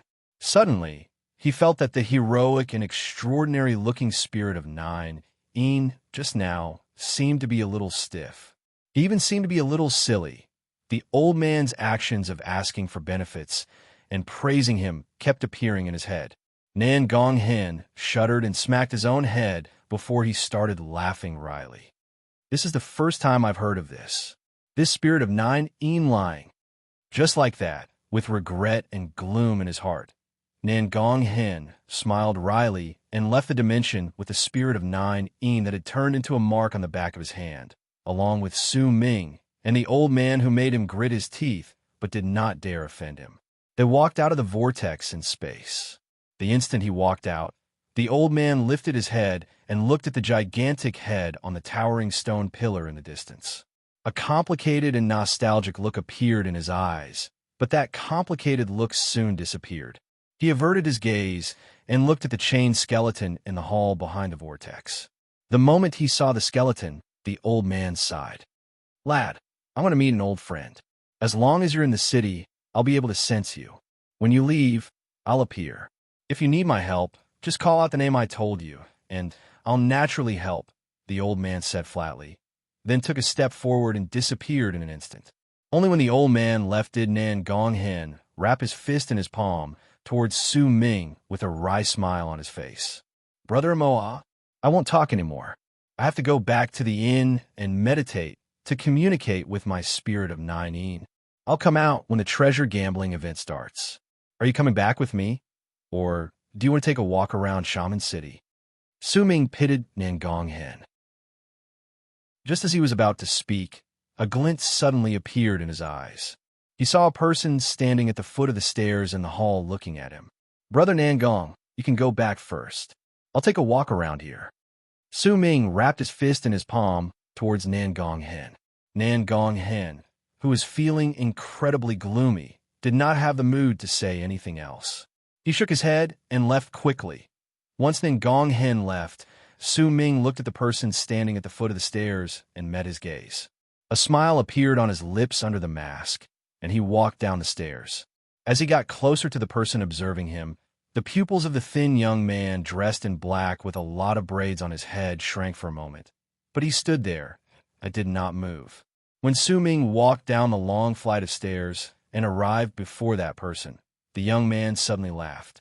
His narrowed pupils relaxed, and he looked at Su Ming before wrapping his fist in his palm and bowing towards him. Meeting an old friend in a foreign land is one of life's greatest joys. I was wondering why I thought you looked so familiar, but now I remember. Brother Su, you still look as elegant as ever since we parted, the young man said with a smile. He was naturally the mysterious thought soothsayer Su Ming had met when he went to Sky Mist City in the past. Wu Duo. Brother Su, don't try to defend yourself. I'm certain of this. We're not strangers. Since I can wait for you here and even tell you your identity, then I'm not a despicable person, or else I wouldn't have to do this. Brother Su, you hide yourself very well. It doesn't matter whether it's your presence or your senses. No one can find any clues about you. Even if I used the thought soothsayer art to investigate you, I wouldn't be able to get any answers. But I, Wu Duo, have a talent that others don't have since I was young. I'm very sensitive to smells. Brother Su, you can change everything, but you've overlooked the smell coming from your body, Wu Duo said with a smile, and his words were filled with sincerity. My name is Mo Su. Su Ming looked at Wu Duo. My name is Zhongyi. Brother Mo, this is our first meeting. Are you willing to find a place to sit with me? Brother Mo, you must have come here for the treasure gambling event. I know quite a lot about this. Perhaps we can work together. Wu Duo cast a glance at the mark of the spirit of 9 on the back of Su Ming's right hand and spoke in a low voice. Su Ming fell into a moment of pensive silence before he nodded. It's a pity I can't smoke. It's so hard holding it in. I'm still a little nervous when it's 2:30 tomorrow afternoon.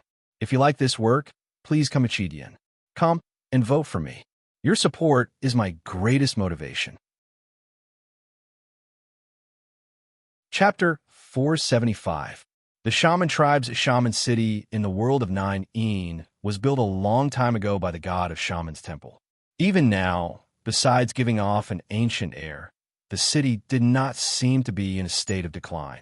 Instead, as time passed by, it was continuously perfected, causing the city to become incredibly prosperous.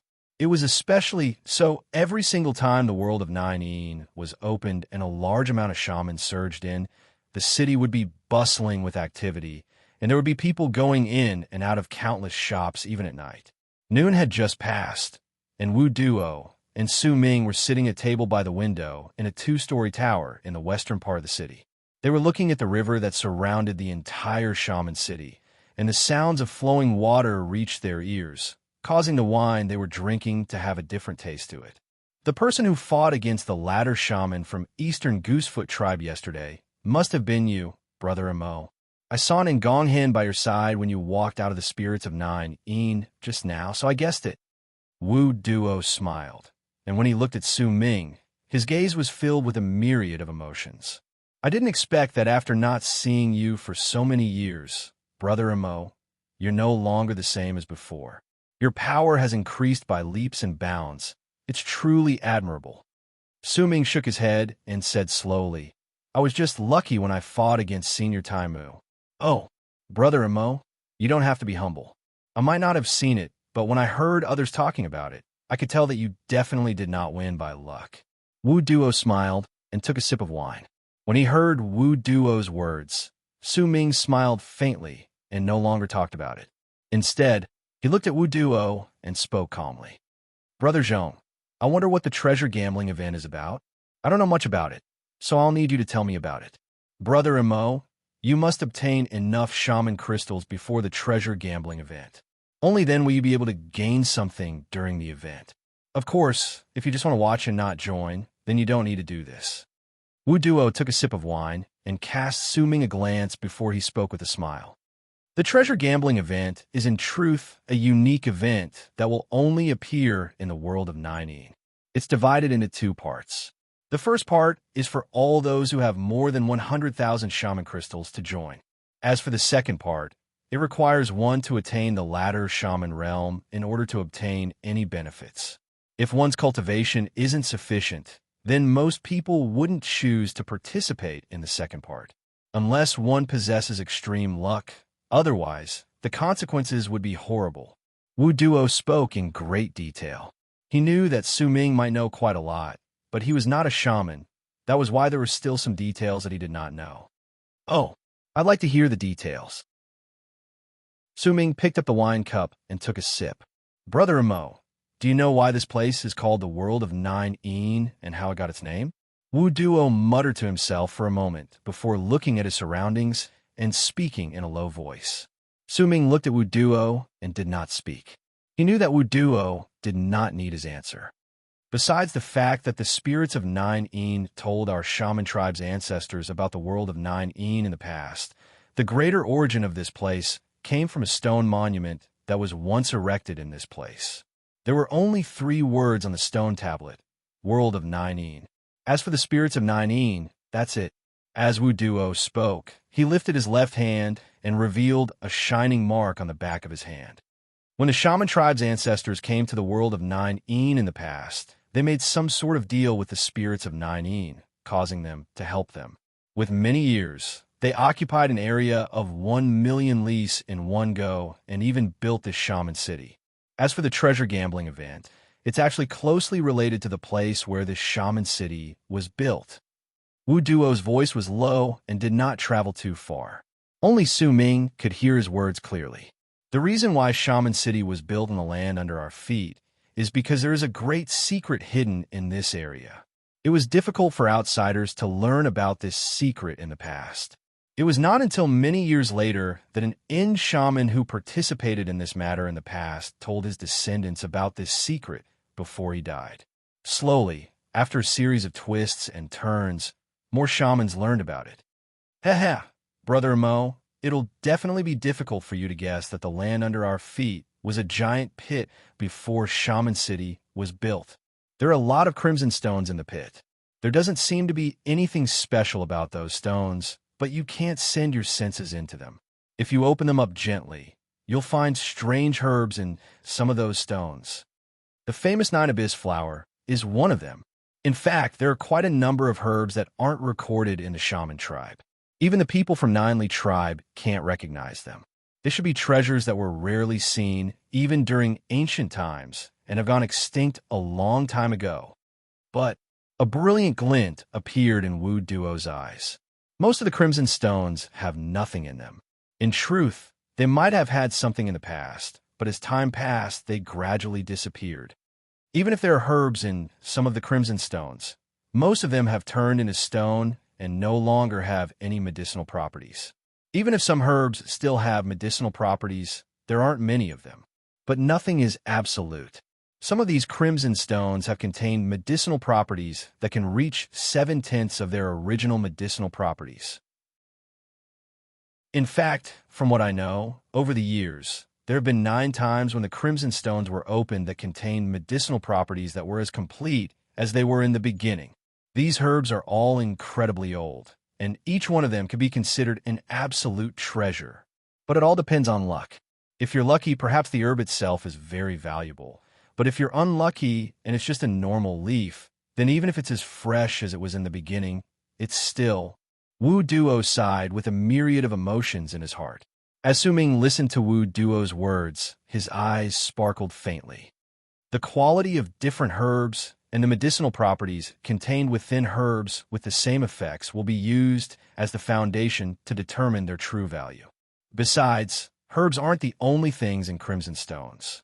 There are also ancient enchanted treasures, some cultivation methods, and other things. All of these might exist, but it all depends on whether we can find them, and whether the item we find can still be used. Due to its mysteriousness, and because even shamans have a hard time finding any clues about it, this crimson stone that only relies on luck gradually turned into a treasure gambling event. This sort of heart-pounding feeling is something many people can't resist. Crimson stones that cost a lot of shaman crystals can be said to be able to make a person reach the 9 heavens in an instant, but it can also make a person lose everything in an instant. Wu Duo licked his lips. It was clear that he was incredibly passionate about this treasure gambling event. This sort of crimson stone is incredibly valuable. Even if there are rare herbs and treasures in them, with the power of the god of Shaman's temple, there's no need for them to organize a treasure gambling event. They could just open all of them on their own. If that's the case, then it'll be absolutely safe. Su Ming frowned. Brother Mo, you might not know this, but in truth, this is what the god of Shaman's temple did in the beginning. But as time passed, and the secret of this place spread to the entire shaman tribe. The god of Shaman's temple might be powerful, but there's no way the tribes in the shaman tribe would let the god of Shaman's temple monopolize this chance to obtain supreme treasures. The middle-sized tribes also set their sights on this place, and under this sort of pressure from all the shaman tribes, the god of Shaman's temple brought out a portion of the crimson stones every single time this place is opened and held this treasure gambling event. Wu Duo explained. Even so, when this place was first opened, all the big tribes must have participated in it as well. It's impossible for them not to know about it. If that's the case, your words are a little forced. Besides, the crimson stones in this place still exist even after so many years have passed, and it looks like there are quite a lot of them. This is something that I really don't understand, Su Ming said languidly after remaining silent for a moment. Wu Duo hesitated for a moment before he said hesitantly, "Perhaps there are other reasons that I don't know about the former matter you mentioned. But no matter what the reason is, the god of Shaman's temple started this treasure gambling event that is open to all shamans many years ago. This cannot be faked, and there have indeed been people who managed to obtain valuable herbs. The 9 times I mentioned just now are examples. As for the second point, Brother Mo, you still don't understand the world of Nine. There's an incredibly large amount of crimson stones in this world, but you can't mine too many of them in one go. You have to mine them slowly. That's why every single time this place is opened, crimson stones will be brought out. It's rumored that there are several gigantic tunnels under Shaman City, and these tunnels were dug out during the process of mining crimson stones over the years. but it's true that the number of crimson stones produced during the treasure gambling event is decreasing. I didn't come last time this place was open, but after I asked around, I heard that there were only 10,000-something crimson stones brought out. It's a little less than before, Wu Duo said in a low voice. Su Ming fell into silence for a moment.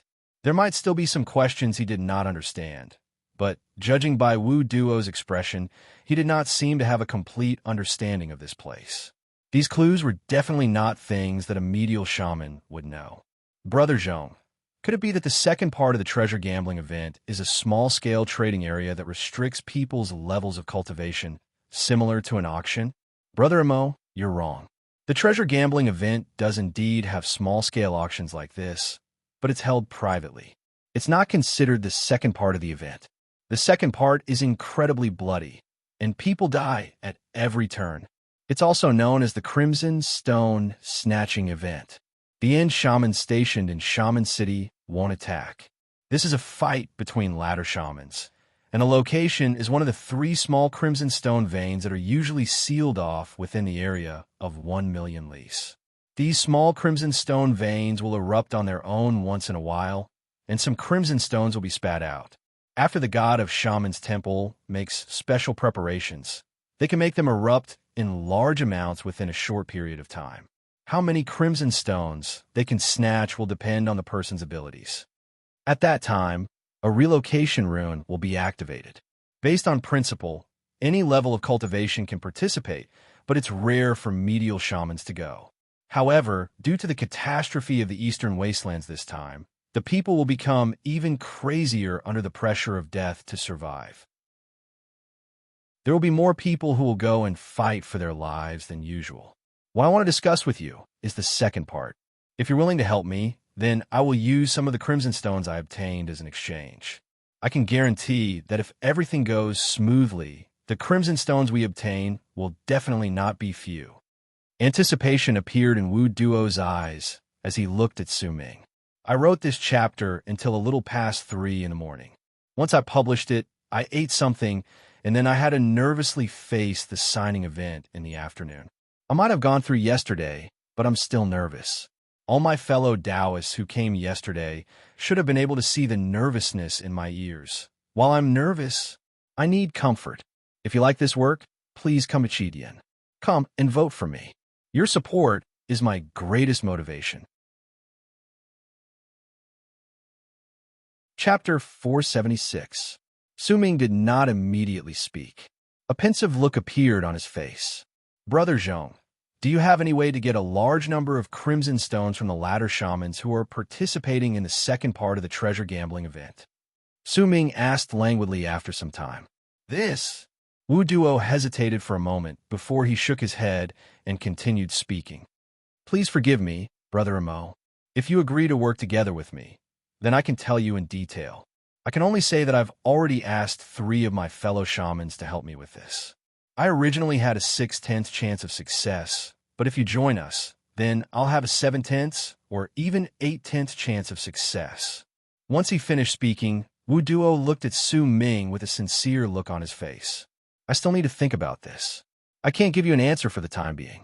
After a moment, Su Ming shook his head and spoke in a low voice. He could understand why Wu Duo did not tell him in detail. After all, if it was him, he would have done the same, but this was too risky. Besides, if there were no great benefits to be gained from this, then Su Ming did not like taking a gamble for a crimson stone that he did not know much about. All right, I hope that you'll think about it carefully. I hope that I can work together with you again. Wu Duo did not expect Su Ming to agree to this immediately. After all, if they were to fight for crimson stones with the ladder shamans, the slightest carelessness could lead to their deaths. Su Ming not immediately rejecting him was already a good thing in Wu Duo's eyes. He knew that Su Ming was a cautious person. This was something he could tell from the first time they met and worked together. He also knew that if Su Ming said that he was thinking about it, then he was truly thinking about it and was not making an excuse. That was why there was no need for him to continue trying to persuade him. Besides, even though he really wanted Su Ming to join them, if he said too much, it would only bring about a negative effect. Wu Duo talked to Su Ming about the various legends regarding the world of Ninein for a while. When dusk was about to arrive, the two of them left the place. Su Ming did not return to the inn straight away. Instead, he wandered around Shaman City. There were a lot of shops in this place, and there were also quite a number of items Su Ming had never seen or heard of before. There were even some herbs that were rarely seen outside, but there were quite a lot of them in this place. Su Ming saw about 7 or 8 of the herbs drawn on the bamboo slip with the descriptions of the various herbs on him in Shaman City. This made him incredibly excited. After all, even if Su Ming was still reluctant to use the spirit plunder, he had to open the next door in the strange dimension. But as time passed by, there would come a day when he would have to create the medicinal pills that were created after spirit plunder. He might not know what the name of the next medicinal pill would be or what herbs he would need, but if he could gather some of every single herb he could find, it would still be useful. In his excitement, Su Ming spent almost all his time searching for herbs in Shaman City over the next few days. Not only did he manage to find a large number of the herbs on the bamboo slip, he also found all the materials needed to create scattering dust, south separation, mountain spirit, and even spirit plunder.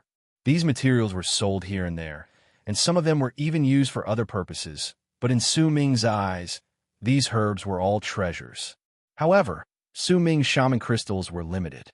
These herbs might not be expensive, but if Su Ming wanted to buy all of them, then he would need to spend quite a lot of shaman crystals. Besides, Wu Duo had also mentioned that if he wanted to try his luck in the treasure gambling event, he would need to prepare a large amount of shaman crystals. However, Su Ming was not too interested in the treasure gambling event. In his mind, the chances of him winning this sort of treasure gambling event were too low, and he did not have that many shaman crystals to gamble either. The difference between what he would have to pay and what he would gain was too great. I could choose not to join the treasure gambling event, but I'm almost out of shaman crystals to buy these herbs. This is going to be a little difficult. Half a month later, Su Ming stood by the window of his room in the inn with mixed feelings in his heart. He was happy because he had gone to almost all the shops in Shaman City and bought a large amount of herbs, which gave him the confidence that he could create more medicinal pills. Even if he wanted to create spirit plunder, besides the fact that it would be difficult for him to obtain the living dead, he had already obtained enough herbs to create 10 more medicinal pills. But he was worried because he lacked shaman crystals. When he saw that there were still quite a number of herbs that he could not buy, Su Ming was worried that if he missed this chance, he would not know when he would be able to come to the world of Ninein again. Oh well, I can only try selling medicinal pills again. Thank goodness I've been asking around about this place while I was buying herbs, and I've come to understand quite a lot of things.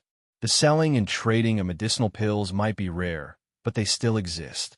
A glint appeared in Su Ming's eyes, and he made his decision. Over the past few days, he had made some indirect inquiries and asked whether medicinal pills like scattering dust were sold. Once he went through almost the entire Shaman City, he found 2 scattering dusts in a shop.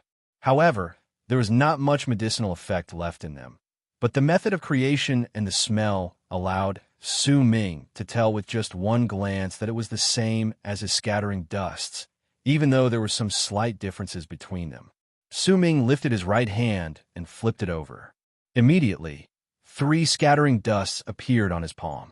The color of these 3 scattering dusts was glossy, and they let out waves of green medicinal fragrance, making them look incredibly extraordinary. As he looked at the 3 scattering dusts in his hand, Su Ming put them away and sat down cross-legged on the bed in his room. He closed his eyes and began meditating. During the past half a month, he did not have time to bother with Lon Lon and Ahu, but he had left the mark of his divine sense on them. If any danger befell them, then Su Ming would rush over as quickly as he could, just like he did half a month ago. Su Ming had made a promise. If he did not agree to the Patriarch of White Bull Tribe's request, then he would let it go, but since he had already agreed to it, then he would do his best to fulfill his promise. Others might only see the importance he placed on his promise, but in truth, it was because he did not want to break his promise to anyone anymore. That was why Su Ming might seem as if he did not pay too much attention to Lon Lon and Ahu, but in truth, that was not the case. The night passed by. When the next morning arrived, Su Ming opened his eyes, and a glint appeared in his eyes. He got up and walked out of his room. Nan Gonghen was still in isolation and had not come out even after half a month. Su Ming cast a glance at Nan Gonghen's room before he averted his gaze and left the inn. After walking around Shaman City for a while, without anyone noticing, Su Ming's appearance quietly changed. The mask was no longer on his face, and he wore a bamboo hat on his head. His body also seemed to have become slightly thicker. No one would be able to see the details of these thicker parts, but in truth, these were the black beetles belonging to Su Ming's clone. Under the clone's will, they stuck themselves to Su Ming's body, causing his body to become much thicker. Once he completely changed his appearance, Su Ming appeared outside a shop that looked rather big on a rather prosperous street. That shop had 6 floors, and there were only about 10 shops of this size in Shaman City. Right before the shop was a stone monument, and there were 3 words carved on it in a flamboyant manner. 9 Shaman Pavilion. Su Ming had come to 9 Shaman Pavilion twice during the past half a month, and each time he came, he would buy quite a large amount of herbs. He knew that this was a place with a rather complete collection of herbs, and besides herbs, this pavilion also sold almost everything else. It did not matter whether it was enchanted treasures, physical vessels, or even items unique to the world of Nine. There were even some secret information as well. Su Ming averted his gaze. At that moment, he wore the bamboo hat and had his divine sense surrounding his entire body. The power of his nascent soul was also contained within, causing his presence to be incredibly chaotic, but in a rather balanced manner. He walked into 9 Shaman Pavilion. The first floor of the pavilion was very big and looked rather spacious. There were 3 wide stone walls that were several dozens of feet tall at the center, and there were some words flashing on them. At that moment, there were some shamans standing beside the 3 stone walls, staring at them intently. Occasionally, they would rush to the shop attendants dressed in the same attire waiting by the sides. Usually, they would whisper a few words to each other before they would be led to the dozen-something chambers with seals placed around the hall in the first floor.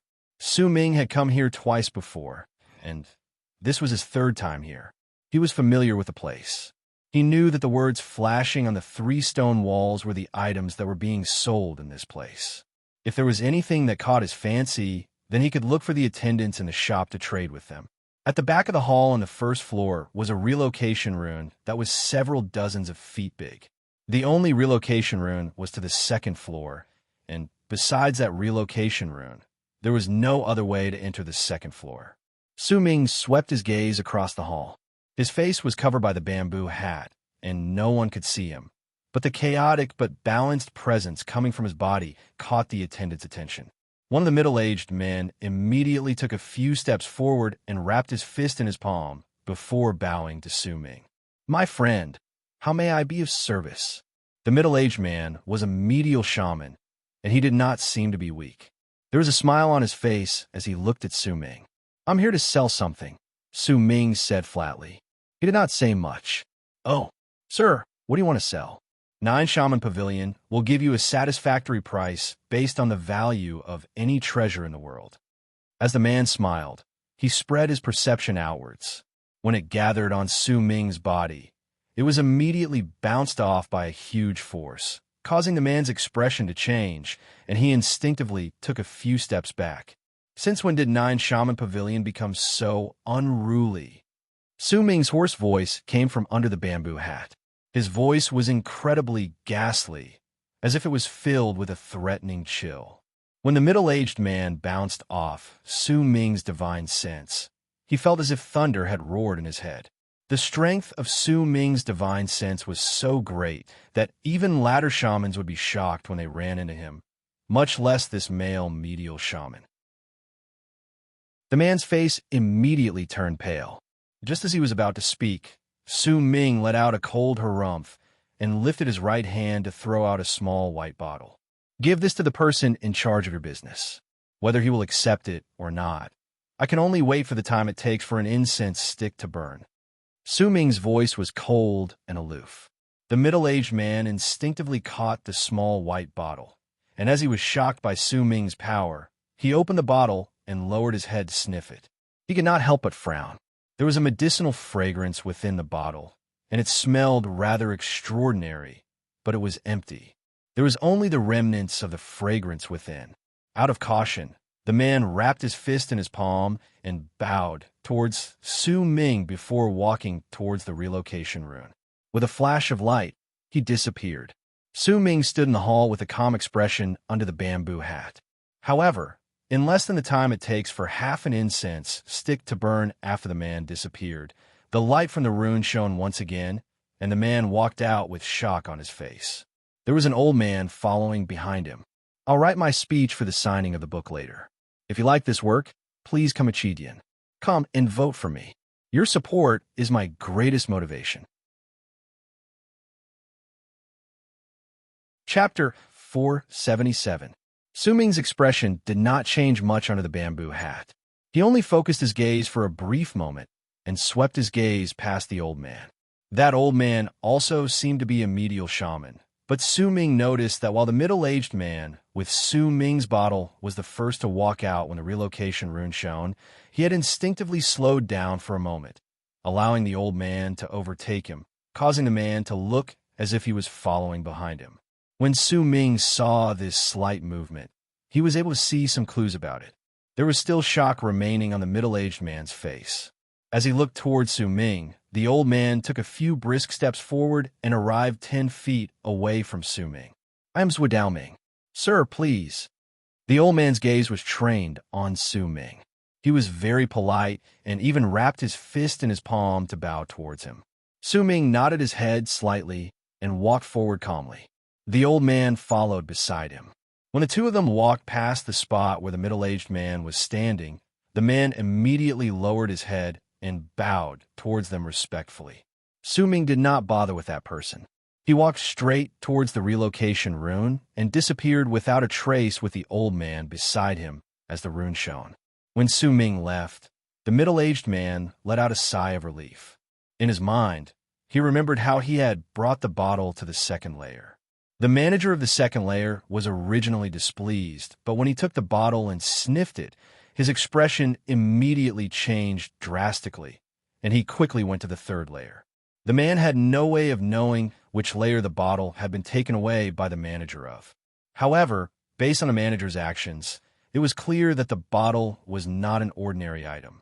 Still, the man could not figure out what made the bottle so extraordinary. The relocation rune shone, and Su Ming's vision blurred slightly. A faint medicinal fragrance wafted into his nostrils. That medicinal fragrance was very strange, and when he sniffed it carefully, he could no longer detect it. Besides the medicinal fragrance, the first thing Su Ming saw was a man with a face as white as jade, dressed in a long white robe, sitting by a purple wooden table before him. The man was very handsome. He might have been a little old, but the few strands of beard made him look even more elegant. He was sitting there with his head lowered, and in his hand was Su Ming's bottle. He seemed to be frowning. Occasionally, he would sniff it and close his eyes slightly. Master Yu, I've invited this friend over. The old man beside Su Ming bowed respectfully towards the man in white. Even if the man did not pay him any attention, the old man did not mind. He took a few steps back, and the rune shone once again before disappearing without a trace. At that moment, Su Ming and the man in white were the only ones left on this floor of the tower. Su Ming's expression was calm. He could not quite see through the man's level of cultivation. When his divine sense landed on the man's body, it was bounced off by a gentle force, but that force was not agile. Instead, it gave off a rather rigid feeling. Clearly, this was not because this person's level of cultivation far surpassed Su Ming's, but because he had some sort of treasure on him that made it difficult for his divine sense to see through him. If Su Ming truly wanted to see the man's level of cultivation, then he was confident that he could shatter the rebound if he used brute force, but there was no need for him to do so. The man in white did not speak, and neither did Su Ming. He swept his gaze across the floor. This was a room that was far smaller than the first floor.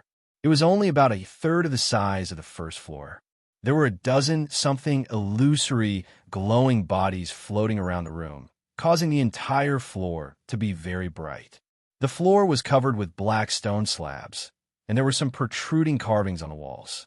Those carvings were not of birds or beasts, but of an endless amount of flowers and plants. They looked alive, but it was a pity that there was no color on them, or else there was a high possibility that people would not know where they were when they looked at them. Right in front of Su Ming was the long purple wooden table where the man in white sat. Behind the man was a window. Sunlight shone in from outside, and it gave off a dreamy feeling. When Su Ming averted his gaze from the window, a sharp glint suddenly appeared in his eyes. He cast a scrutinizing look at the sky outside, and a thought appeared in his heart. What he saw was a vast sky, and he could not see the ground. This isn't the second floor. If it was the second floor, then I wouldn't be unable to see the ground. Based on this height, this floor should be at least the fourth floor. Su Ming no longer looked at the window.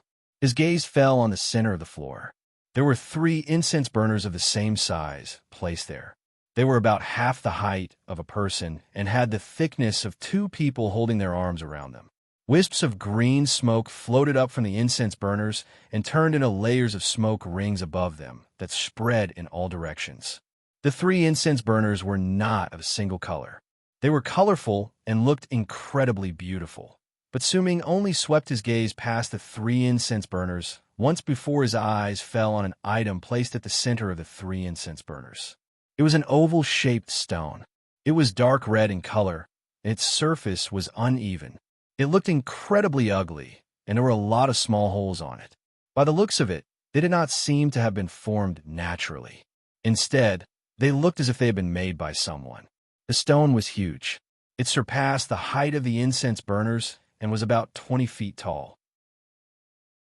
The thickness of the stone was the size of several incense burners. It was placed at the center of the floor, and it was incredibly eye-catching. When the wisps of smoke from the 3 incense burners floated into the air and turned into smoke rings, some of them would be sucked into the small holes on the stone before they would seep out from another hole on the other floor. There must have been some sort of unique modification on the stone, causing the smoke coming out of the stone to turn into smoke butterflies that looked as if they were dancing in midair. Even though they would quickly disperse, new smoke butterflies would appear once again. The cycle would repeat itself, and it could be said to be peerless. Su Ming took a few steps closer and stood before the stone. He looked at the wisps of smoke surrounding the stone and the dancing butterflies. Suddenly, the faint medicinal fragrance that had appeared previously came faintly once again. It came from a spot between the stone and the 3 incense burners. Su Ming could smell it at first glance, but when he searched for it carefully, he still could not find it. As he looked at the stone, Su Ming's eyes sparkled. He spread his divine sense outwards and extended it towards the stone. But the moment his divine sense touched the stone, it was immediately sucked away by a powerful suction force. It was like a stone falling into the sea. If he had not pulled his divine sense back the moment it touched the stone, most of it would have been devoured. Su Ming's expression changed under the bamboo hat. He stared at the stone, and a strange light appeared in his eyes. It was also at that moment that he smelled the faintly discernible medicinal fragrance once again. This time, the fragrance might still be faint, but it was stronger than before. When Su Ming smelled it, his expression remained the same under the bamboo hat, but his heart was shaken, because at that instant, he felt a faint ripple spreading out from the storage bag in his bosom.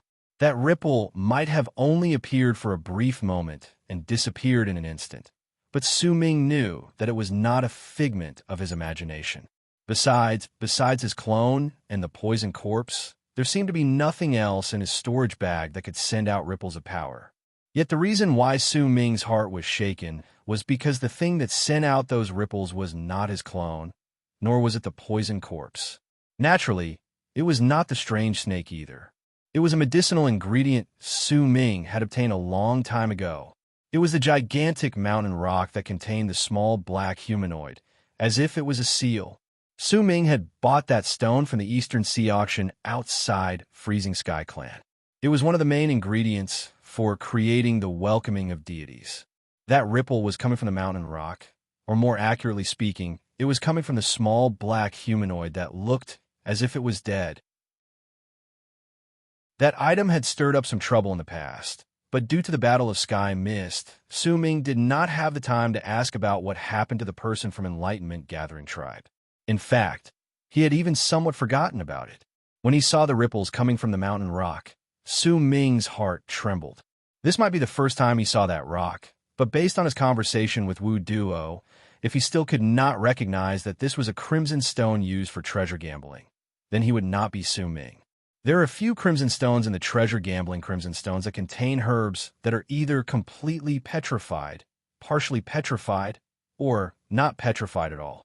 This is very similar to the small black humanoid in my mountain rock, but one of them is a herb, and the other is in the form of a human. Wu Duo also said that the crimson stones used for treasure gambling don't just contain herbs, but a lot of other things. Booming sounds rang out in Su Ming's head. He had never connected these two items together before, but the ripples coming from the mountain rock had lifted a corner of his confusion. Could it be that the mountain rock containing the small black humanoid came from here? Su Ming's heart trembled as he looked at the stone. He was certain that this incense was not the smoke from the incense burner, but the stone itself. After all, the smoke from the incense burner was always around, unlike this medicinal incense, which was only faintly discernible. Su Ming stood there for a moment before he took a few steps forward. Once he got closer to the stone, he closed his eyes. After a long while, the medicinal incense reappeared, and Su Ming sucked in a sharp breath. As he breathed, a large amount of that medicinal incense rushed into his nose. The instant it rushed into his head, he placed his divine sense into his storage bag and observed the small black humanoid sealed in the mountain rock. At that instant, Su Ming could clearly sense that the small black humanoid in the mountain rock in his storage bag shuddered slightly, and the ripples spreading out from it became stronger. If it was not in the storage bag, and Su Ming had not hidden it with his divine sense, then all the people around him would have been able to sense it clearly. Soon after, Su Ming's divine sense immediately saw a dark light flashing on the mountain rock in the storage bag.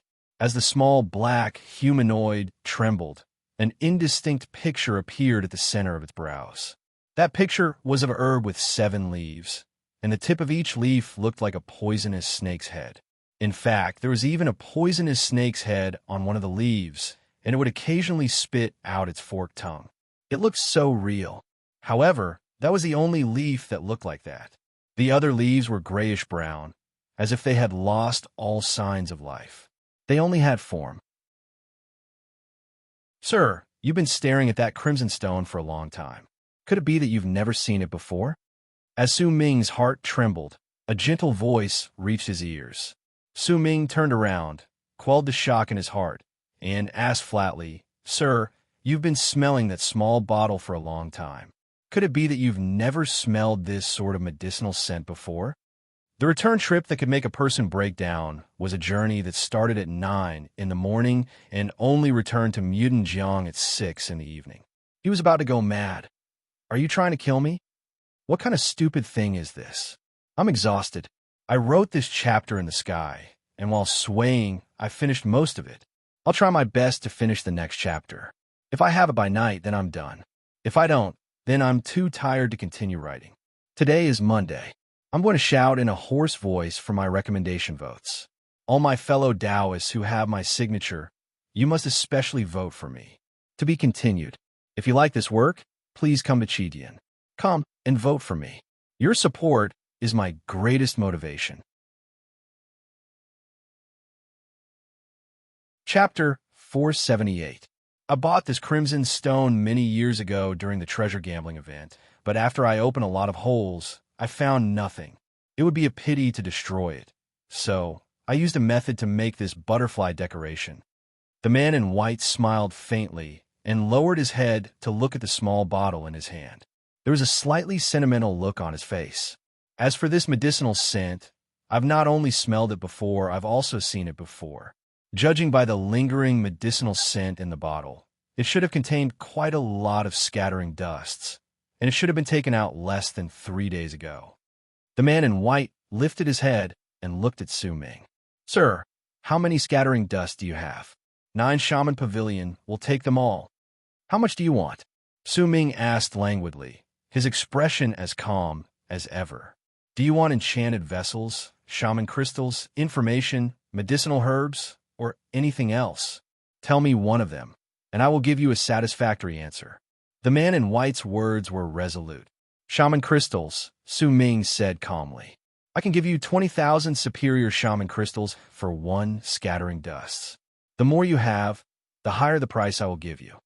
The man in white smiled faintly. If Su Ming had asked for anything else, he might not have given such an answer, but he had asked for shaman crystals. 9 Shaman Pavilion had prepared a lot of shaman crystals for the stone gambling event, and to him, they did not lack any of them. "I don't quite understand. Why is this scattering dust so valuable?" Su Ming asked. Haha, sir, why ask when you already know the answer? This scattering dust can be exchanged for spirits of 9 yin's guards, and since they're rare, it's a great stroke of luck if you can find them. That's why their price is naturally much higher." The man in white smiled and shook his head. "If you have 3, I can give you 30,000 shaman crystals for each one. If you have 9, I can give you 50,000 shaman crystals for each one. If you have more than 9, then with each additional one, I will add another 5,000 shaman crystals to the price." "Sir, how many do you have?" the man in white asked with a smile. Su Ming frowned slightly under the straw hat. The price the man offered was filled with temptation, and based on his reaction, Su Ming was certain that this scattering dust were not just for him to exchange for spirits of 9 yin. There was a high possibility that he had other uses for this medicinal pill. 30,000 each. It's not a high price. We don't have enough. Su Ming fell into a moment of pensive silence. He needed a large amount of shaman crystals at the moment. "Oh, sir, you should also know the price of scattering dusts. We have 9 shaman pavilion." The white-robed man's expression remained as calm as ever, but a thought had appeared in his heart. The Wei Su Ming had mentioned had caught his attention. Clearly, this person was not alone, but was a member of a team. When this thought appeared in his head, the white-robed man shook his head with a smile. As he spoke, he was interrupted by Su Ming's low voice. "There are only 3 scattering dusts in this bottle," Su Ming said flatly. The moment he said this, the white-robed man's pupils shrank and his expression changed. He picked up the small bottle, sniffed it again, and closed his eyes. After a long while, he opened his eyes and looked at Su Ming. "According to my judgment, there should be at least 7 or 8 pills in this bottle. However, since you're certain that there are 3 pills, it is clear that the quality is much better than the pills I encountered before. In this case, if your scattering dusts are really like this, then I will buy them for 50,000 magic crystals each. But I want to take a look before I make my final decision," the white-robed man said slowly after a moment of pensive silence. Su Ming lifted his right hand, and with a flip of his palm, he swung it towards the white-robed man. Immediately, a ray of green light flashed, and within it was a medicinal pill that charged towards the man. The instant the man lifted his hand to seize it, the medicinal pill's speed increased rapidly, causing the man to grab air. By then, the medicinal pill had already closed in on the center of his brows. As the man's expression changed, the pill floated 3 inches away from the center of his brows, unmoving. The man's pupil shrank. After a moment of hesitation, he lifted his hand slowly and took hold of the scattering dusts. A hint of wariness appeared in his gaze as he looked towards Su Ming. In his eyes, the fact that Su Ming could throw the scattering dust to him without any hesitation meant that he was confident in himself. Unless he was an idiot, then if this person did not hesitate, then it was clear that he had a lot of confidence in himself and did not care about the man's actions that were detrimental to him. If that was all, then the white-robed man was just making a guess. However, when the scattering dusts flew towards him, the sudden change in speed did not give him a single chance to dodge. This blatant intimidation caused the white-robed man to believe in his own guess. He took the scattering dusts and scrutinized them a few times, then brought them to his nose and sniffed them. His expression continuously changed. First, he was stunned, then astonished, and gradually, disbelief. Eventually, he sucked in a deep breath and touched his bosom with his left hand. When he lifted it, a green medicinal pill appeared in his hand. It did not matter whether it was the size or the color of the medicinal pill. It was incredibly similar to Su Ming's scattering dusts. However, the feeling these two medicinal pills gave off was that one of them was slightly dull and the other was brimming with life. The difference between the two was obvious. Once he finished comparing them, the white-robed man put away his scattering dusts and brought out another item from his bosom with his left hand. It was a brocade box. Once he placed the box on the purple wooden table by his side, he opened the box carefully right before Su Ming's eyes. Su Ming swept his gaze over the box, and his pupils immediately shrank. Inside the box was a herb with 3 leaves. 2 of the 3 leaves on the herb had already withered. The tip of the leaf that had not withered had the appearance of a poisonous snake's head. However, even though it had not withered, it looked rather listless, as if it did not have much life left in it. The white-robed man held Su Ming's scattering dust carefully and slowly approached the leaf that was still alive. Yet the moment he brought the scattering dust closer to the leaf that looked like a poisonous snake's head suddenly lifted its head. It even spat out a thin green tongue, and like a real poisonous snake, it charged towards the scattering dusts. The white-robed man swiftly pulled back his right hand and pressed his left hand on the lid of the brocade box. With a bang, the box was closed and a smile appeared on his face. That's right. If the dragon leafgrass is so excited, then this is indeed a scattering dusts. I didn't expect there to be a scattering dusts of such perfect quality in the world. We of 9 Shaman Pavilion will buy these 3 for 70,000 shaman crystals each. If you have more, then I can increase the price. The white-robed man looked at Su Ming and waited for his reply. Su Ming pointed at the crimson stone placed at the center of the incense burner and stated calmly, I only have 3. 70,000 each is fine, but I want this stone. Even though this stone is a useless stone, I spent quite a lot of shaman crystals to buy it back then. If you can sell another scattering dust powder to my 9 Shaman Pavilion, this matter is not impossible to discuss. The white-clothed man hesitated for a moment. I only have 3. When Su Ming saw that the man was still hesitating, he turned around and walked towards the relocation rune. Brother, please wait. All right, let's just treat this as us making friends. I'll give this stone to you. The white-robed man immediately said, I'm still 1,000 words short. Since I'm really tired, then let's just do this. From tomorrow onwards, I'll continue with my explosive power. To be continued. If you like this work, then please come to Chidian. Come and vote for me. Your support is my greatest motivation. Chapter 479. It was Irjin's first book signing, and he was very nervous. There were probably a few books that he signed incorrectly, because there were a lot of people looking at those smiling faces. He was more touched than nervous. Some of them couldn't come themselves, so they asked their friends to take their place. Some of them came from Shijiazhuang to buy books for their children. There was also a fellow Taoist with a cute daughter. There was also the pig-head dagger. He was caught in a traffic jam, and when he finally arrived, I could see his fatigue. And at the end, there was a fellow Taoist in his 40s. I thought he was buying books for his children, but after asking, I found out that he was also reading Renegade Immortal. He was buying books for himself. Thank you. That afternoon, I went to Shanghai. I couldn't smoke on the high-speed rail, and the speed was too fast, so I gritted my teeth and wrote. When I arrived in Shanghai, it was already 9 p.m. I slept in exhaustion and woke up around midnight. I set an alarm because I had to sign books the next day, so I had to write in advance at that time. I was also very nervous about the book signing in Shanghai. It was an indescribable feeling, but my heart was beating very fast. But what I didn't expect was that the readers of Shanghai bookstores shocked me. That's right, shocked. They had come from all over the world, and they had even waited for a few hours. The handshakes, the smiles, and the long queue. Even though their hands were sore from signing autographs, even though they couldn't see the end of the crowd, every time they looked up, they were still very excited. Excitement and exhaustion fused, and I was very touched.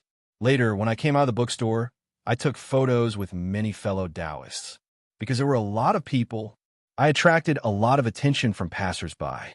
I was very nervous at that time. Some fellow Taoists should have seen it. It was too ostentatious. There were some who signed on clothes, remember not to wash them, and they only signed this one. There were also some who signed on bags.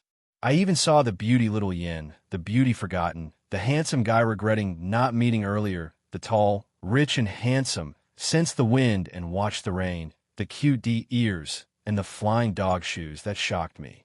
Beijing, Shanghai, and many more people, I won't mention them one by one, but you are all in my heart. I have to especially thank Sister Forgotten.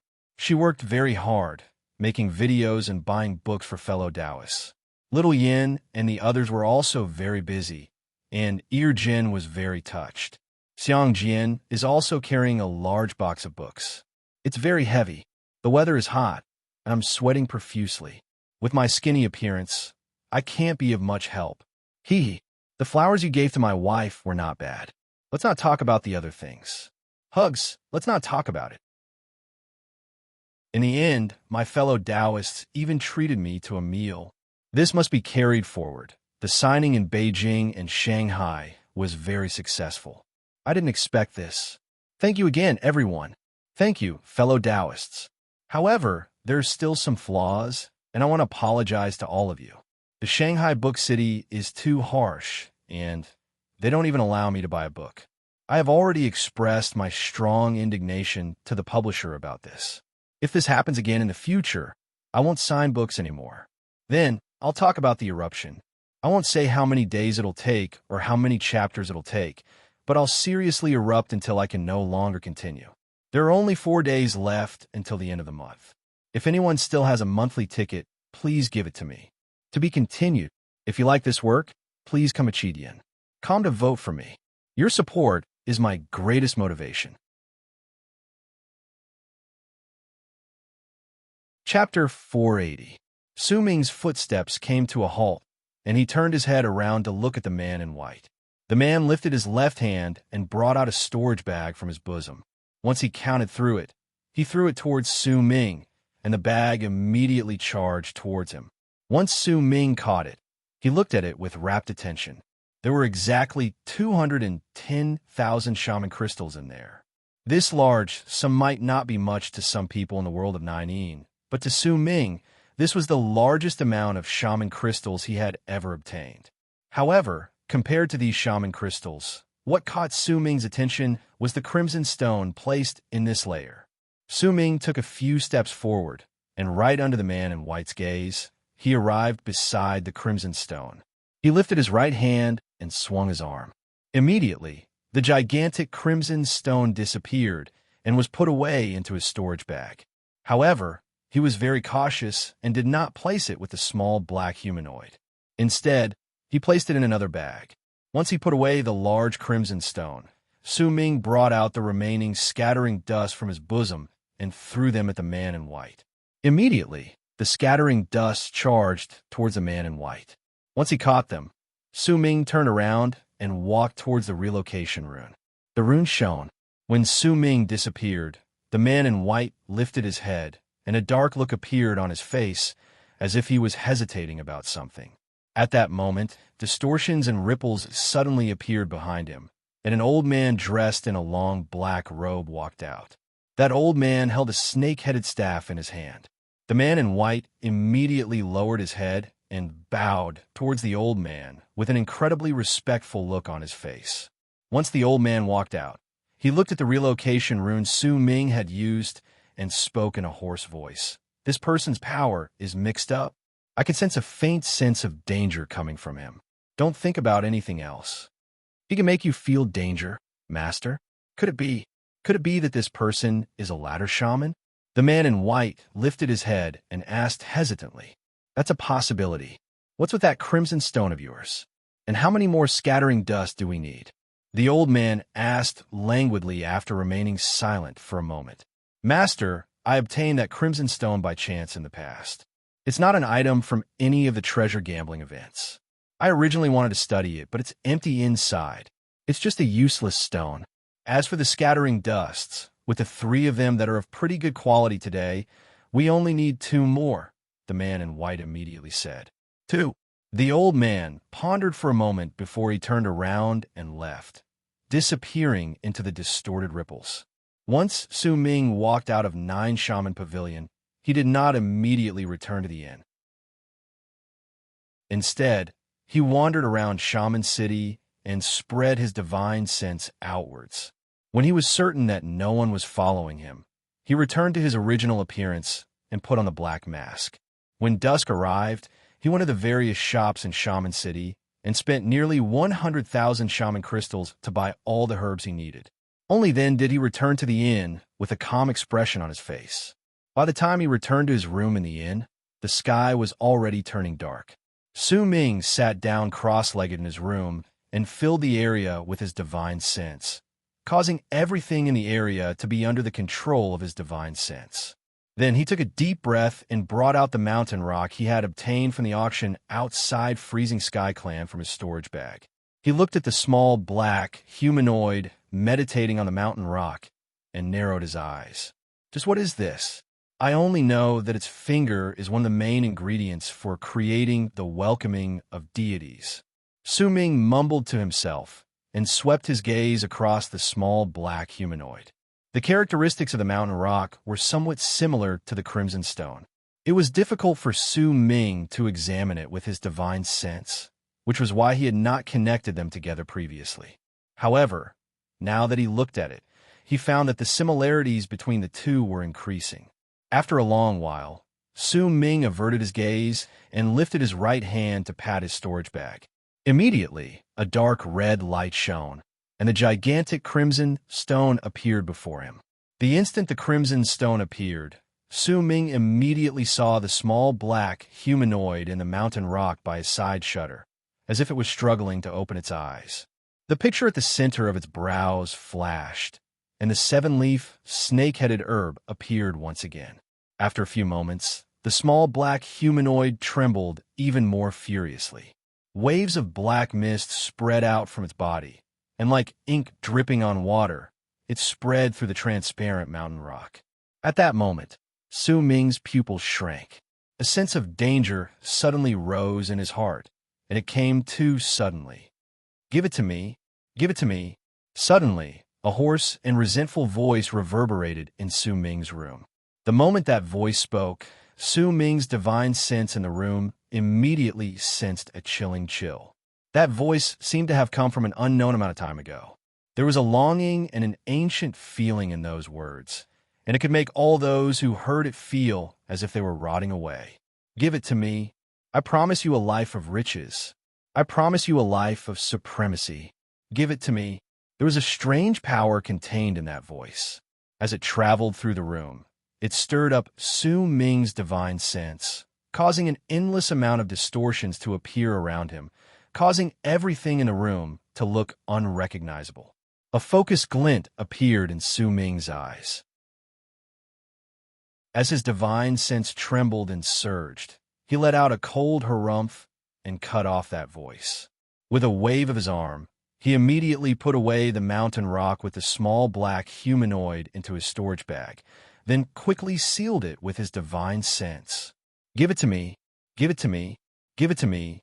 After a long while, the voice in the storage bag gradually faded away and became increasingly weaker. Eventually, under Su Ming's observation, the small black humanoid slowly calmed down, and the black mist that had spread out also slowly flowed back into the small humanoid's body. As the black mist disappeared, Su Ming's sense of danger also disappeared. His eyes sparkled, and when he turned his head around to look at his surroundings, his pupils shrank. Everything in the room had turned into ashes, and when Su Ming looked over, they disappeared on the ground. The entire room was now empty. Only the crimson stone remained quietly before Su Ming. Not a single change could be detected on it. Su Ming remained silent for some time. He was still frowning. This was the first time he heard the small black humanoid's voice. He had originally thought that it was an inanimate object, but by the looks of it, that was not the case. Just what is that small black humanoid? Why did it change so much when it saw the crimson stone? Could it be that the shining picture at the center of its brows is the thing that exists in the crimson stone? Su Ming looked at the crimson stone, and a resolute look appeared in his eyes. I can ignore what the small black humanoid is for the time being. As for the crimson stone, it's fine if it's empty, but if there's really a medicinal herb in there that no one can find, and that herb looks exactly like the picture at the center of the small humanoid's brows, then Su Ming stood up and walked to the crimson stone's side. Once he casted a few glances, he lifted his right hand and pressed down on the stone. With it, the crimson stone immediately started trembling, and pieces of powder fell off. Su Ming frowned. The power of his palm strike just now was enough to shatter mountains and break stones, but when it landed on the crimson stone, it had only caused some cracks to appear on its surface. Su Ming looked at the numerous small holes on the crimson stone and took a few steps back. Green light shone at the center of his brows, and immediately the small sword flew out. With a sword whistle, green light shone brilliantly, and the small sword charged forward to cut down on the stone. That one cut immediately caused a booming sound to ring in the air. If Su Ming had not used his divine sense to seal off everything around him, that sound would have immediately spread through the entire inn. Once the booming sound faded away, the small sword was lifted, and a crack that was about 3 feet deep appeared on the surface of the crimson stone. When he saw this, Su Ming's expression changed. What a sturdy stone! Su Ming fell into a moment of pensive silence before he lifted his right hand and pointed at the small sword. Immediately, the small sword closed in on the crimson stone with a howl once again. This time, it did not cut down but pierced through the handle with the tip of the sword. With a slap, the small sword sank into the stone completely. This scene caused Su Ming's eyes to sparkle. After a moment, the small sword flew out, changed its position, and pierced through the stone once again. This process repeated itself several times. Then, the hole formed after the small sword pierced through the stone and was pulled out, turned into a straight line that cut through the center of the crimson stone. This stone is very strange. I can only cut through 3 inches, but if the tip of the sword pierces through it, it'll be much easier. Su Ming lifted his right hand, formed a seal, and pointed at the small sword. Immediately, the sword floated into midair, and as it shone, it swiftly grew bigger. Once it turned into a sword that was nearly 10 feet long, it swiftly cut down on the center of the crimson stone that was formed by the numerous holes formed by the sword. The sword sliced through the stone, and cracking sounds mixed with the booming sounds. Those were the sounds of the small holes shattering and connecting with each other. As the booming sounds disappeared, and Su Ming lifted the sword, the crimson stone before him trembled, then crumbled right down the middle and was split into 2 halves. The center of each half of the stone was empty. If the 2 halves were merged together, they would form a circular hollow. By the looks of it, someone had used some unknown method to separate the 2 halves. Su Ming took a few steps forward and stared at the 2 halves of the stone. Eventually, his gaze fell on the half on the right. The faint medicinal fragrance was spreading out from this half. Su Ming fell into a moment of pensive silence, then controlled the small virescent sword to cut through the stone once again. Once it was split into 7 or 8 halves, Su Ming picked up one of them. It was a stone with an irregular shape, and it was about the size of 2 palms. When Su Ming picked up the stone, a faint medicinal fragrance wafted into his nose. The source of that fragrance came from this stone. In fact, Su Ming could even see a broken part of a leaf at the spot where he was looking. That leaf had already fused with the stone, but if he took a closer look, he would still be able to see its existence. It was a leaf, but when Su Ming cut through it, he had cut off half of its corner. With the stone in hand, Su Ming continued pressing down on it with his left hand. His actions were very gentle, and a large amount of powder fell off. Gradually, the stone became smaller, and after 2 hours, only half of the stone remained in Su Ming's hand. Su Ming looked at the stone in his hand with a dumbfounded expression. A brilliant light gradually appeared in his eyes, because the stone in his hand was no longer dark red, but transparent, That transparent appearance was exactly the same as the mountain rock in which the small black humanoid was. Within the transparent stone was a medicinal herb with 7 leaves. 6 of the leaves no longer had any signs of life, and one of the leaves had even lost half of its corner. However, there was still a long leaf with a tip that looked like a snake. It might have been sealed in the stone, but when Su Ming looked at it, he could still feel that there was life within it. To be continued. If you like this work, please come to Chidian. Come and vote for me. Your support is my greatest motivation.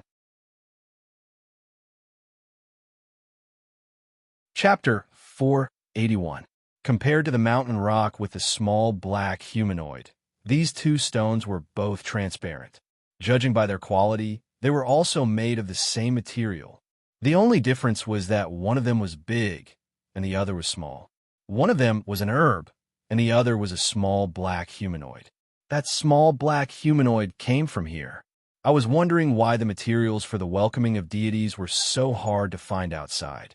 Besides the spider's 9th leg, which I obtained by accident in Han Mountain City, that small black humanoid would only appear here. If that's the case, then that python's tail scale must also be from this place. Perhaps I can gather all the materials for the welcoming of deities in the world of Nainin. Su Ming looked at the transparent stone in his hand, then at the 7-leafed herb inside. The herb was incredibly similar to the one he saw in 9 Shaman Pavilion during the day. The only difference was that his herb had 7 leaves, while the one belonging to the man in white only had 3 leaves. Even if they were compared to the living leaves, the one belonging to the man in white was clearly incredibly withered, while the one in Su Ming's hand was brimming with life. As Su Ming observed it, he narrowed his eyes, because he saw that there were clear bite marks on the other 6 leaves. Those marks looked as if they had been bitten by a poisonous snake. As he looked at the leaf brimming with life, a picture appeared in Su Ming's head. In that picture, once this so-called dragon leaf herb was sealed in the crimson stone, the leaf bit another leaf beside it to survive through the endless passage of time. Once it absorbed that leaf, and when a large amount of time passed by once again, it bit another leaf, and when all the leaves were bitten, it persevered. If that's the case, then it's understandable. But perhaps that's not the case, Su Ming mumbled. Su Ming mumbled. The herb might be in the transparent stone, but Su Ming could still sense a presence that was similar to that of a ferocious beast coming from it. But this was clearly an herb. It was precisely the brutal presence of this ferocious beast that made Su Ming think that perhaps the instant the herb was sealed, the leaf had swiftly killed the other leaves and absorbed their essence. It had also ensured that no other leaves would share the nutrients from its roots. If that was the case, then its chances of survival would be much higher.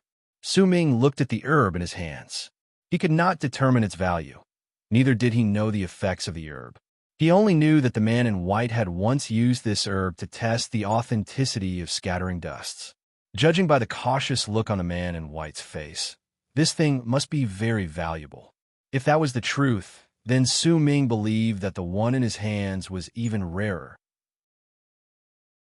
After remaining silent for a moment, Su Ming put away the transparent stone into his storage bag and sat down in the empty room.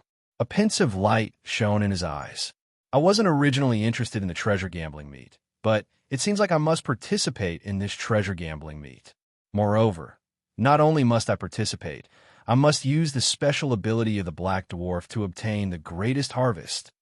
As for attracting attention and bringing trouble to myself, I have that battle spirit protecting me now, and I also have the chance for the spirit of Nainin, which is equivalent to an enchantment, to attack.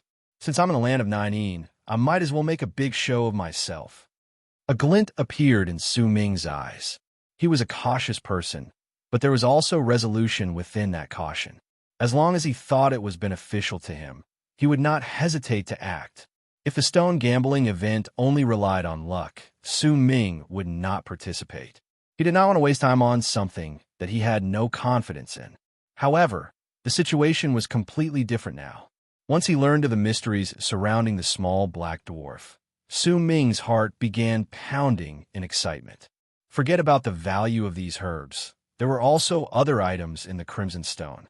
All of this was equivalent to a serendipity, and Su Ming would definitely not give up on it. Looks like I'll have to make a new decision about Wu Duo. I was hesitant because I didn't want to participate previously, but now, it's fine even if I participate once. A freezing glare shone in Su Ming's eyes. He closed his eyes and immersed himself in meditation. Since he was bound to participate in the treasure gambling meet this time, since he was bound to be the center of attention due to this treasure gambling meet, since he was bound to stir up a bloody storm. Then now, there was still half a month left. Once Su Ming understood the storm that would be stirred up by this serendipity, he chose to isolate himself.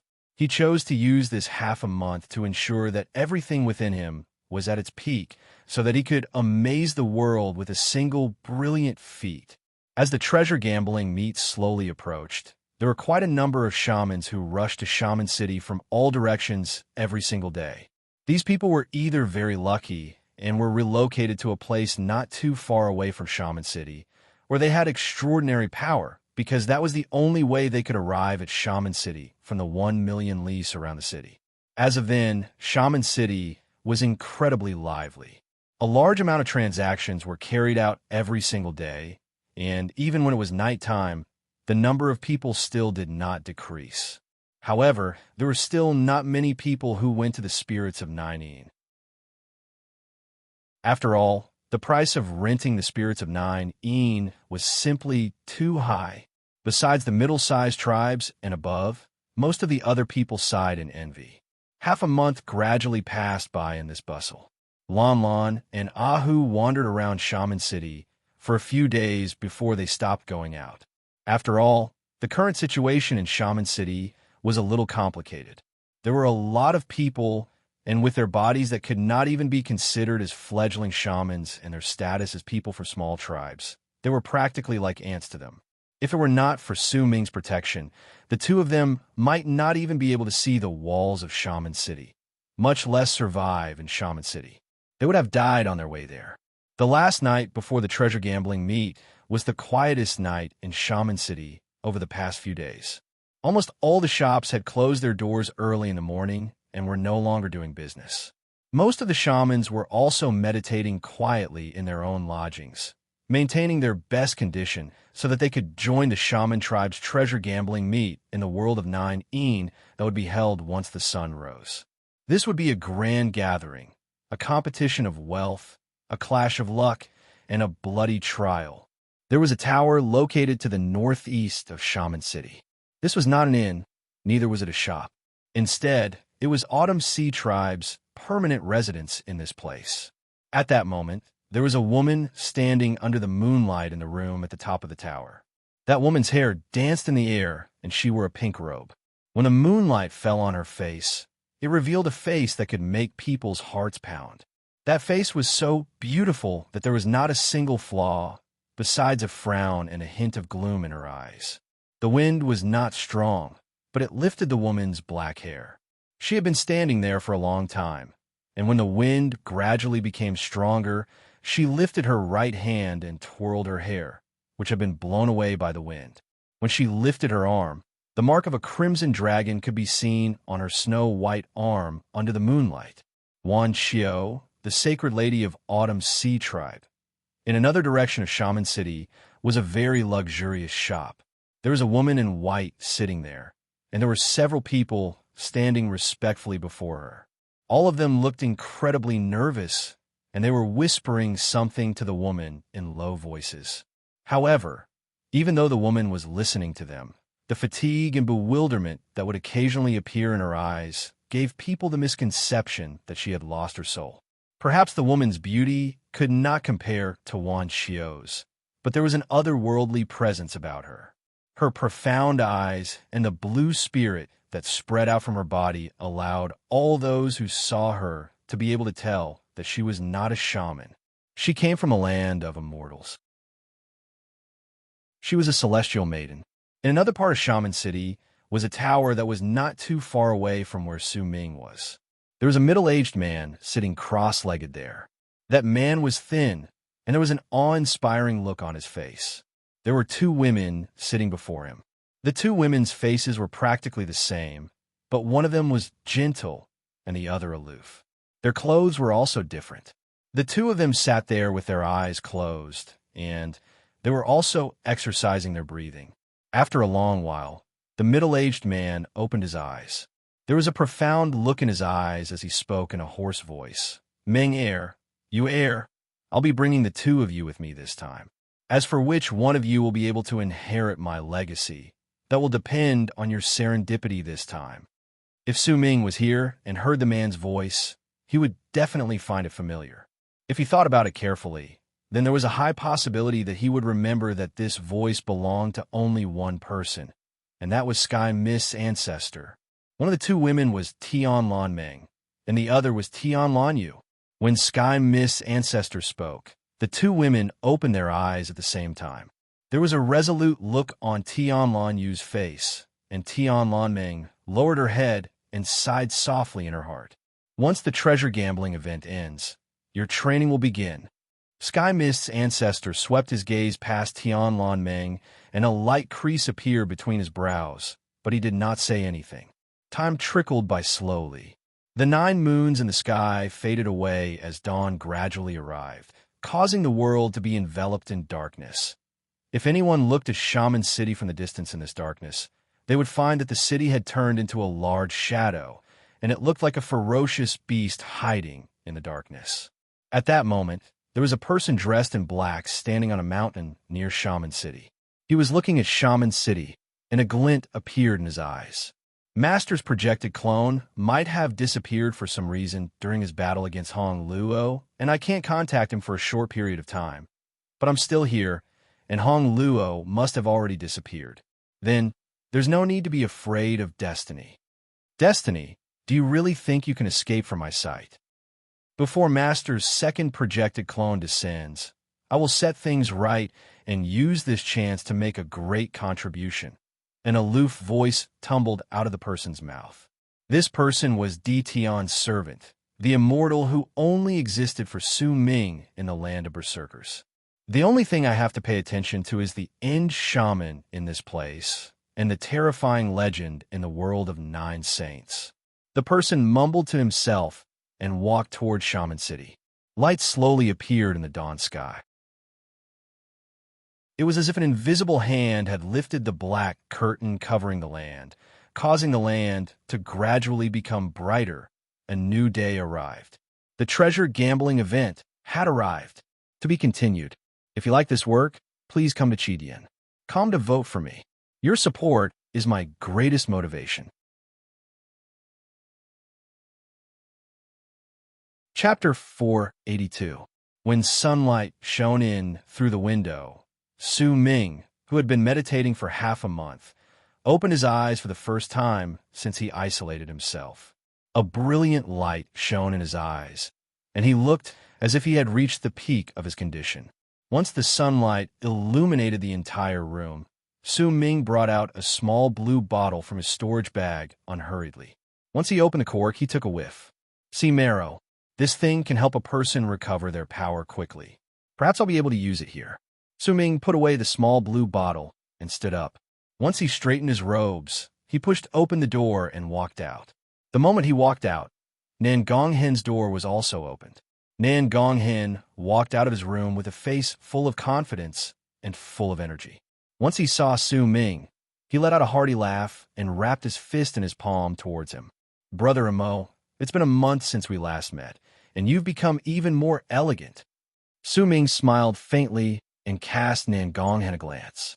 He was slightly surprised. "Brother Nan Gong, your power seems to have improved quite a bit.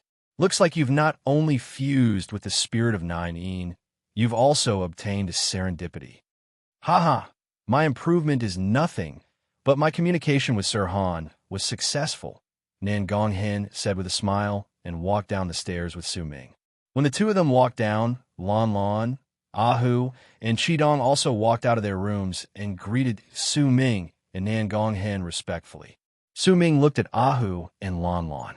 The boy and girl looked incredibly excited and expectant. Clearly, they knew that today was the day of the Shaman tribe's treasure gambling event. Su Ming fell into a moment of pensive silence before he looked at Nangong Hen. "Brother Nangong, I have a request. Is it related to the boy and girl?" Nangong Hen swept his gaze past Lon Lon and Ahu, then smiled and asked, "That's right. By the looks of it, they really want to go and watch the treasure gambling event. Once we go, I hope that you can take care of them for me, so that they can return safely. As for me, there might be some changes that will take up some time." Su Ming fell into a moment of pensive silence before he wrapped his fist in his palm towards Nangong Hen. "Don't worry, Brother Amo. If I can't even protect this boy and girl, then I won't have the face to see you again," Nangong Hen said gravely with a stern face. "If that's the case, thank you." Su Ming nodded. "Brother Amo, let's not speak any further. We should hurry up and head to the treasure gambling meet. Whether we're able to obtain any gains will depend entirely on our luck," Nangong Hen quickly said. Once Su Ming agreed to it, the two of them brought Lon Lon and the other two girls out of the inn. Nangong Hen was familiar with the route, and the group charged forward, moving further into the distance. Almost all the people in Shaman City left their lodgings at that moment and rushed towards the center of the city, where the treasure gambling event would be held at full speed. At that moment, there were 1,000-something crimson stones of various sizes floating in the sky at the center of Shaman City. The bigger ones among them were 100-something feet tall, and the smaller ones were the size of a human head. They were densely packed together, and even though there were only 1,000-something of them, they looked as if they covered the sky. Not only was it a ghastly sight, but it also gave off a strong sense of oppression. The red light emitted by the stones seemed to have dyed half the sky red, causing everyone's breathing to quicken. The 1,000-something crimson stones in the sky were divided into 8 directions, and tall platforms were built on the flat ground. At that moment, there were already an innumerable amount of people sitting on those platforms. There was also a dense crowd of people at the periphery of those platforms. They did not have a right to enter the platforms, but they still had the right to buy crimson stones. That was why, even though they were at the periphery, they were still excited. There were 8 big palaces floating between the floating crimson stones and the platforms on the ground in the sky. Each of the palaces was shining brightly, and it was clear that the people within them had incredibly high statuses. There were nearly 100 strange, enchanted vessels floating around the periphery of the 8 palaces. These enchanted vessels were shining brightly in the shape of rings, as if there were an innumerable amount of light rings intersecting with each other. As they shone, they exuded a sharp presence. These nearly 100 enchanted vessels were all rotating slowly at that moment. Every single time 2 light rings intersected with each other, they would let out sizzling sounds. Those sounds were piercing to the ears and spread in all directions. There were even more people rushing over from further away in Shaman City, and Su Ming was one of them. If Nangong Hen was not around, then they could only join the treasure gambling event at the periphery. However, with Nangong Hen's status, he could bring Su Ming and the others through the crowd and charge towards the platforms on the ground. They managed to find seats that had been reserved beforehand near the front. The area was in an uproar, and the sounds were incredibly loud. Almost all the people's gazes were gathered on the 1,000-something crimson stones floating in the sky. Those gazes were filled with anticipation, desire, excitement, and dreams. It's about to start. Brother Mo, this is the first batch of crimson stones that will be sold. Once it starts, everyone can fly into the air to check on these crimson stones. They have numbers on them. If you like one, remember its number, and it will be auctioned off later. The highest bidder will get it.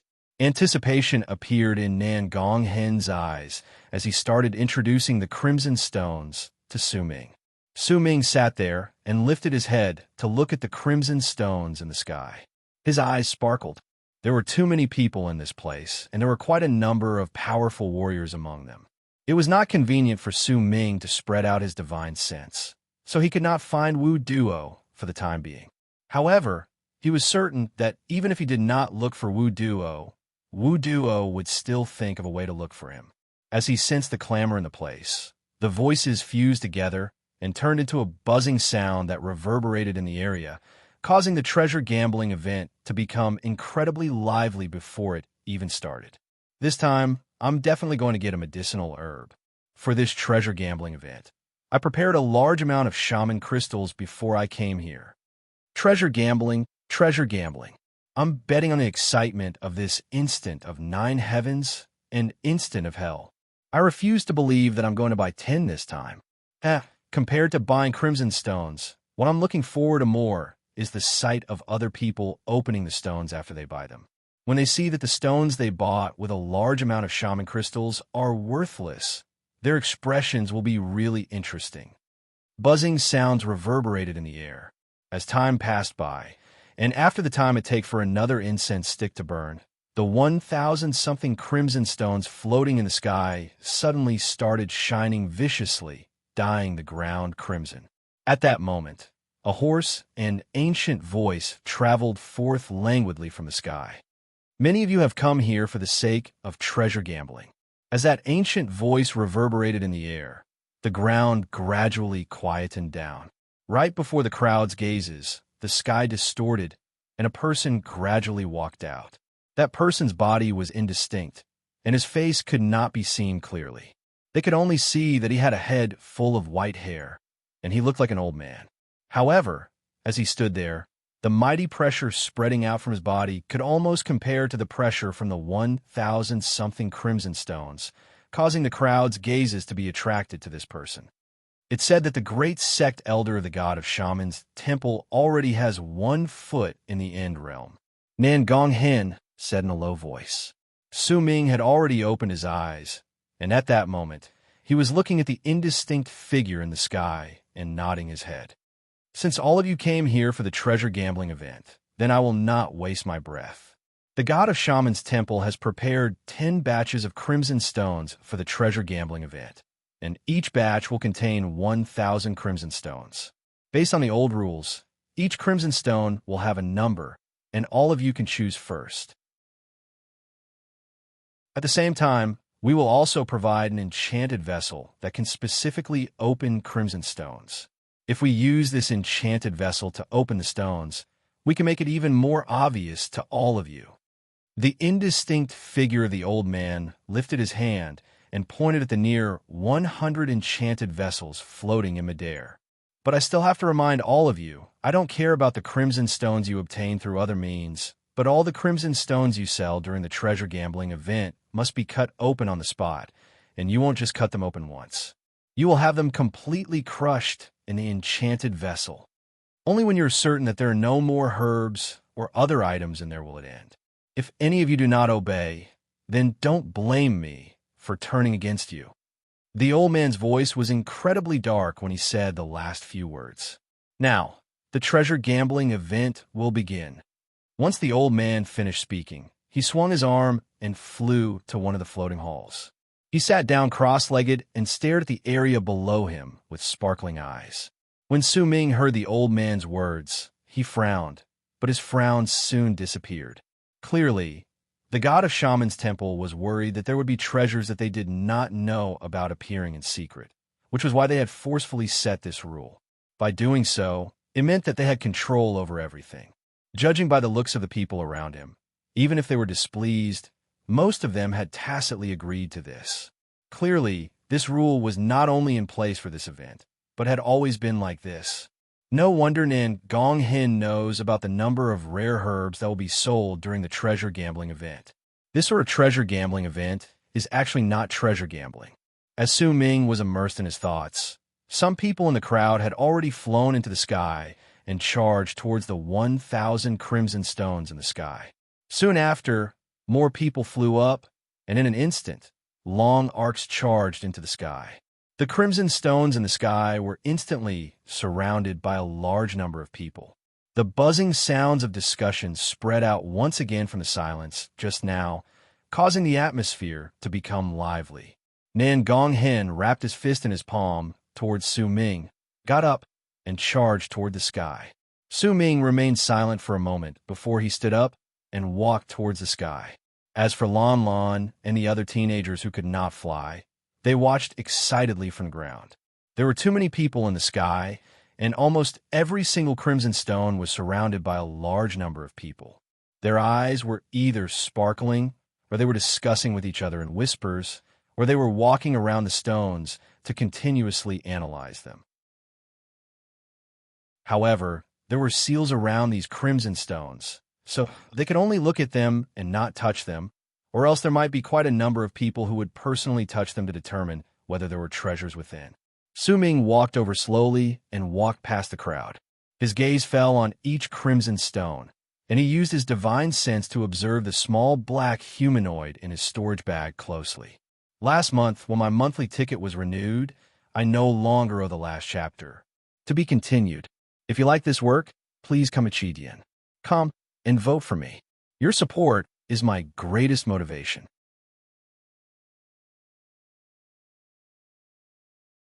Chapter 483. This stone isn't bad. Look at the patterns. Those are horizontal patterns. I'm certain that there's an enchanted vessel in this stone. I've analyzed it before, and most of the vertical patterns are medicinal herbs. Only the horizontal patterns will contain enchanted vessels. The light shining from this crimson stone is the strongest. Based on my years of experience, there's a 7/10 chance that this stone isn't empty. As Su Ming walked past them, sounds of discussions reached his ears.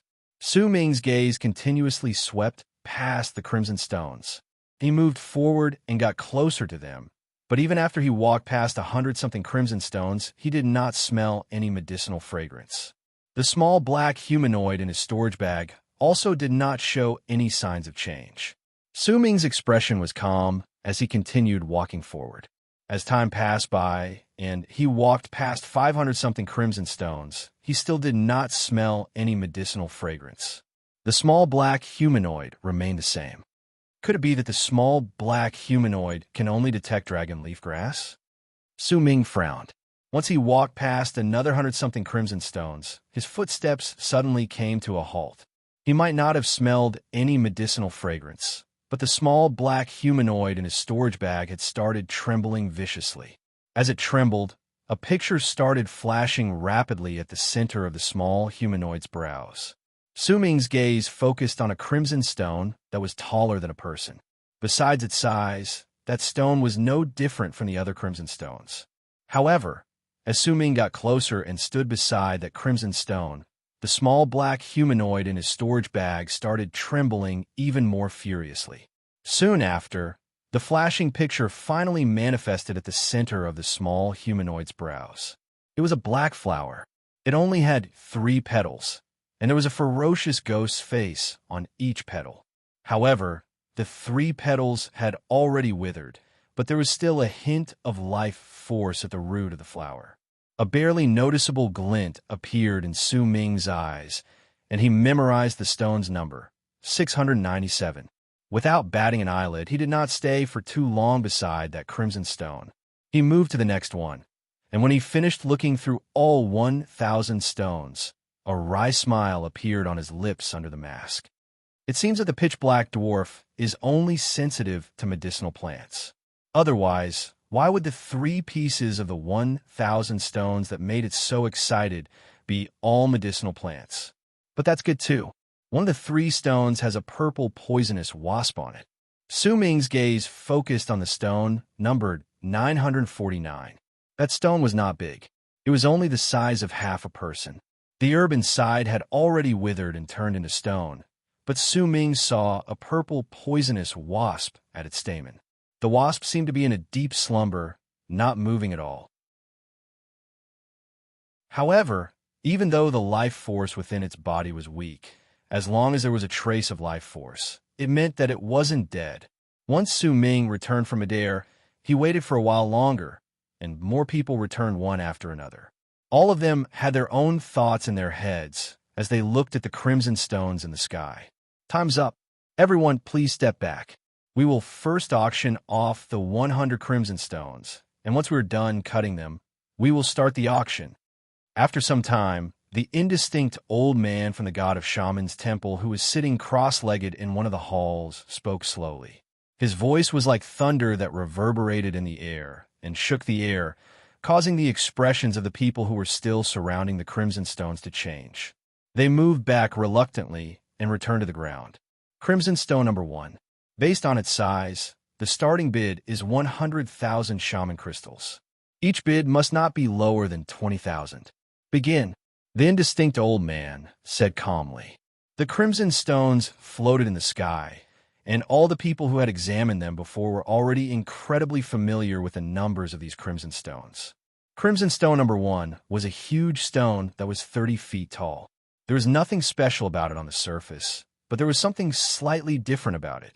The patterns on its surface were horizontal, not vertical. 120,000. Once the old man finished speaking, someone in the crowd immediately shouted out. Even if there were a large number of people who came to participate in the treasure gambling event organized by the god of Shaman's temple, there were rarely anyone who would place a bid carelessly, because if they could not actually buy the item, then it would be the same as them toying with the god of Shaman's temple and all the shamans in the area. This sort of person would not be able to leave the world of 9 alive. 180,000, 260,000, 320,000, 400,000. The sounds of people placing their bids rose and fell. Clearly, there were quite a number of people who had noticed that this crimson stone was different from the others. Su Ming sat there and looked at crimson stone number 1. He only knew that there should not be any herbs in there, but whether there were truly other items inside was something he could only guess. This is a horizontal pattern. Horizontal patterns are rare, and I remember that the last few times they appeared, most of them contained items inside. Nan Gong Hen mumbled, and a glint appeared in his eyes. 500,000. Once he shouted out that price, Su Ming smiled wryly and shook his head. He only had a little more than 100,000 shaman crystals on him at the moment. Compared to these people, he was truly lacking in money. However, since he had chosen to come here, he had naturally made some preparations.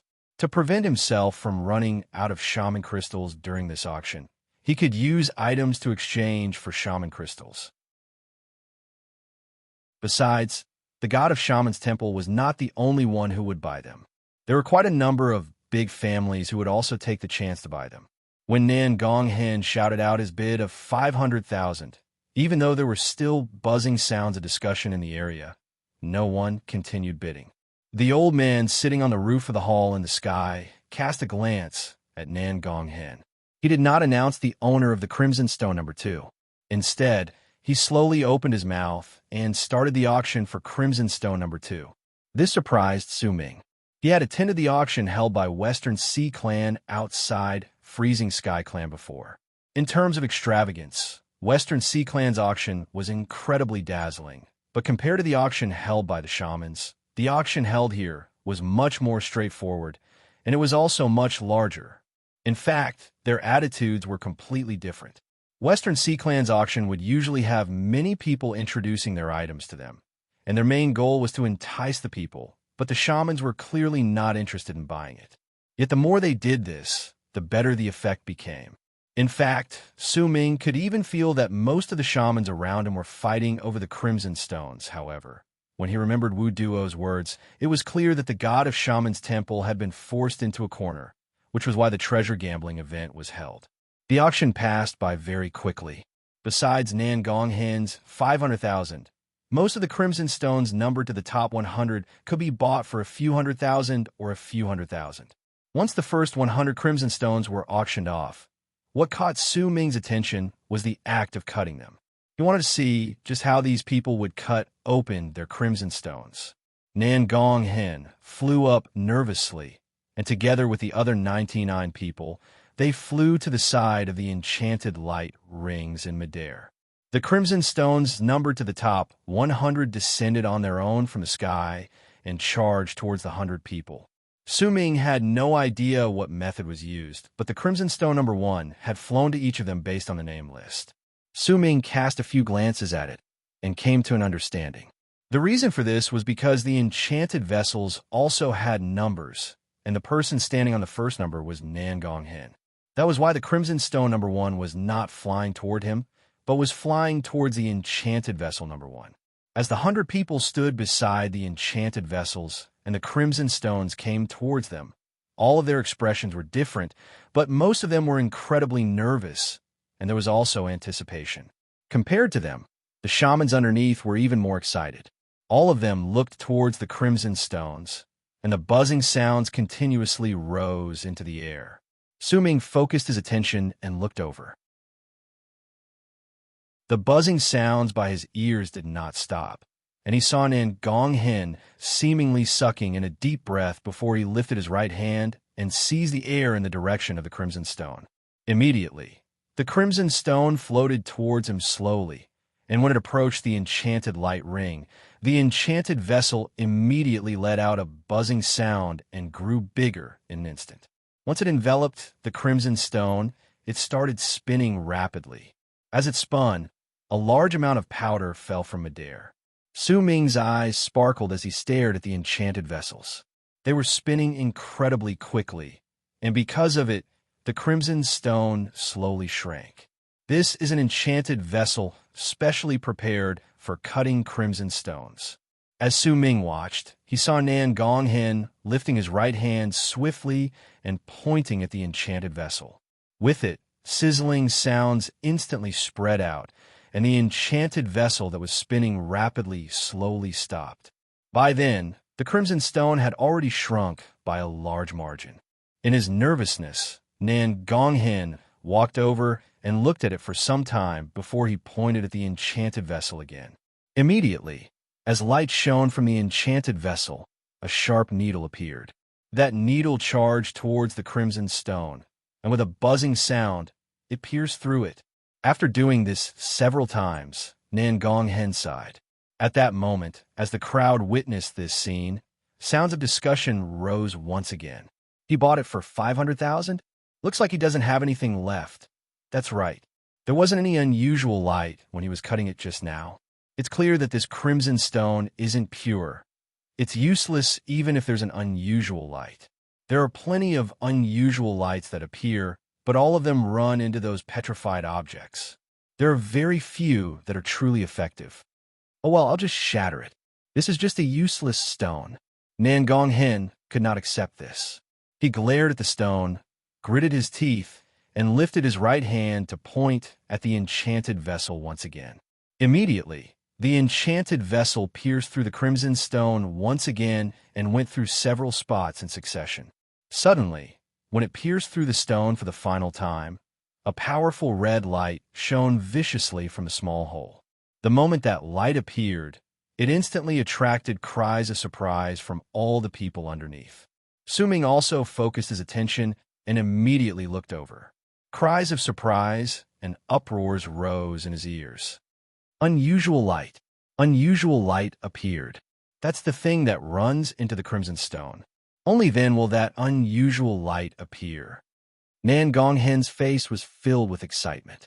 Just as he was about to continue, a voice suddenly came from one of the 8 halls around him. Nan Gonghen, sell that stone to me. I'll give you 800,000 shaman crystals. Nan Gonghen hesitated for a moment. His eyes were slightly bloodshot as he stared at the unusual light coming from the crimson stone. Without another word, he lifted his right hand and pointed at it once again. Immediately, the light rings started spinning rapidly, and the crimson stone became smaller. Eventually, when the light ring stopped spinning, what appeared before Nan Gonghen was a transparent stone the size of a fist. There was nothing in that stone, but there was a crack on one of its corners, and there was a mark that it had been pierced through. Nan Gonghen was momentarily stunned. His expression changed, and eventually, it turned into a wry smile. There was originally something in the stone, but as time passed, and the way you cut through the stone was wrong, it became weathered. It's a pity, what a pity. The old man sitting cross-legged in the hall said languidly. To make up for the 1,000 words he owed yesterday, even if he used 3,000 words to make up for it, he would no longer owe anything. In the next few days, he would truly explode. To be continued. If you like this work, please come to Chidian. Come and vote for me. Your support is my greatest motivation. You're tuning in to the Warrior Lore YouTube channel. Don't forget to subscribe and join us on this journey to catch the most captivating stories.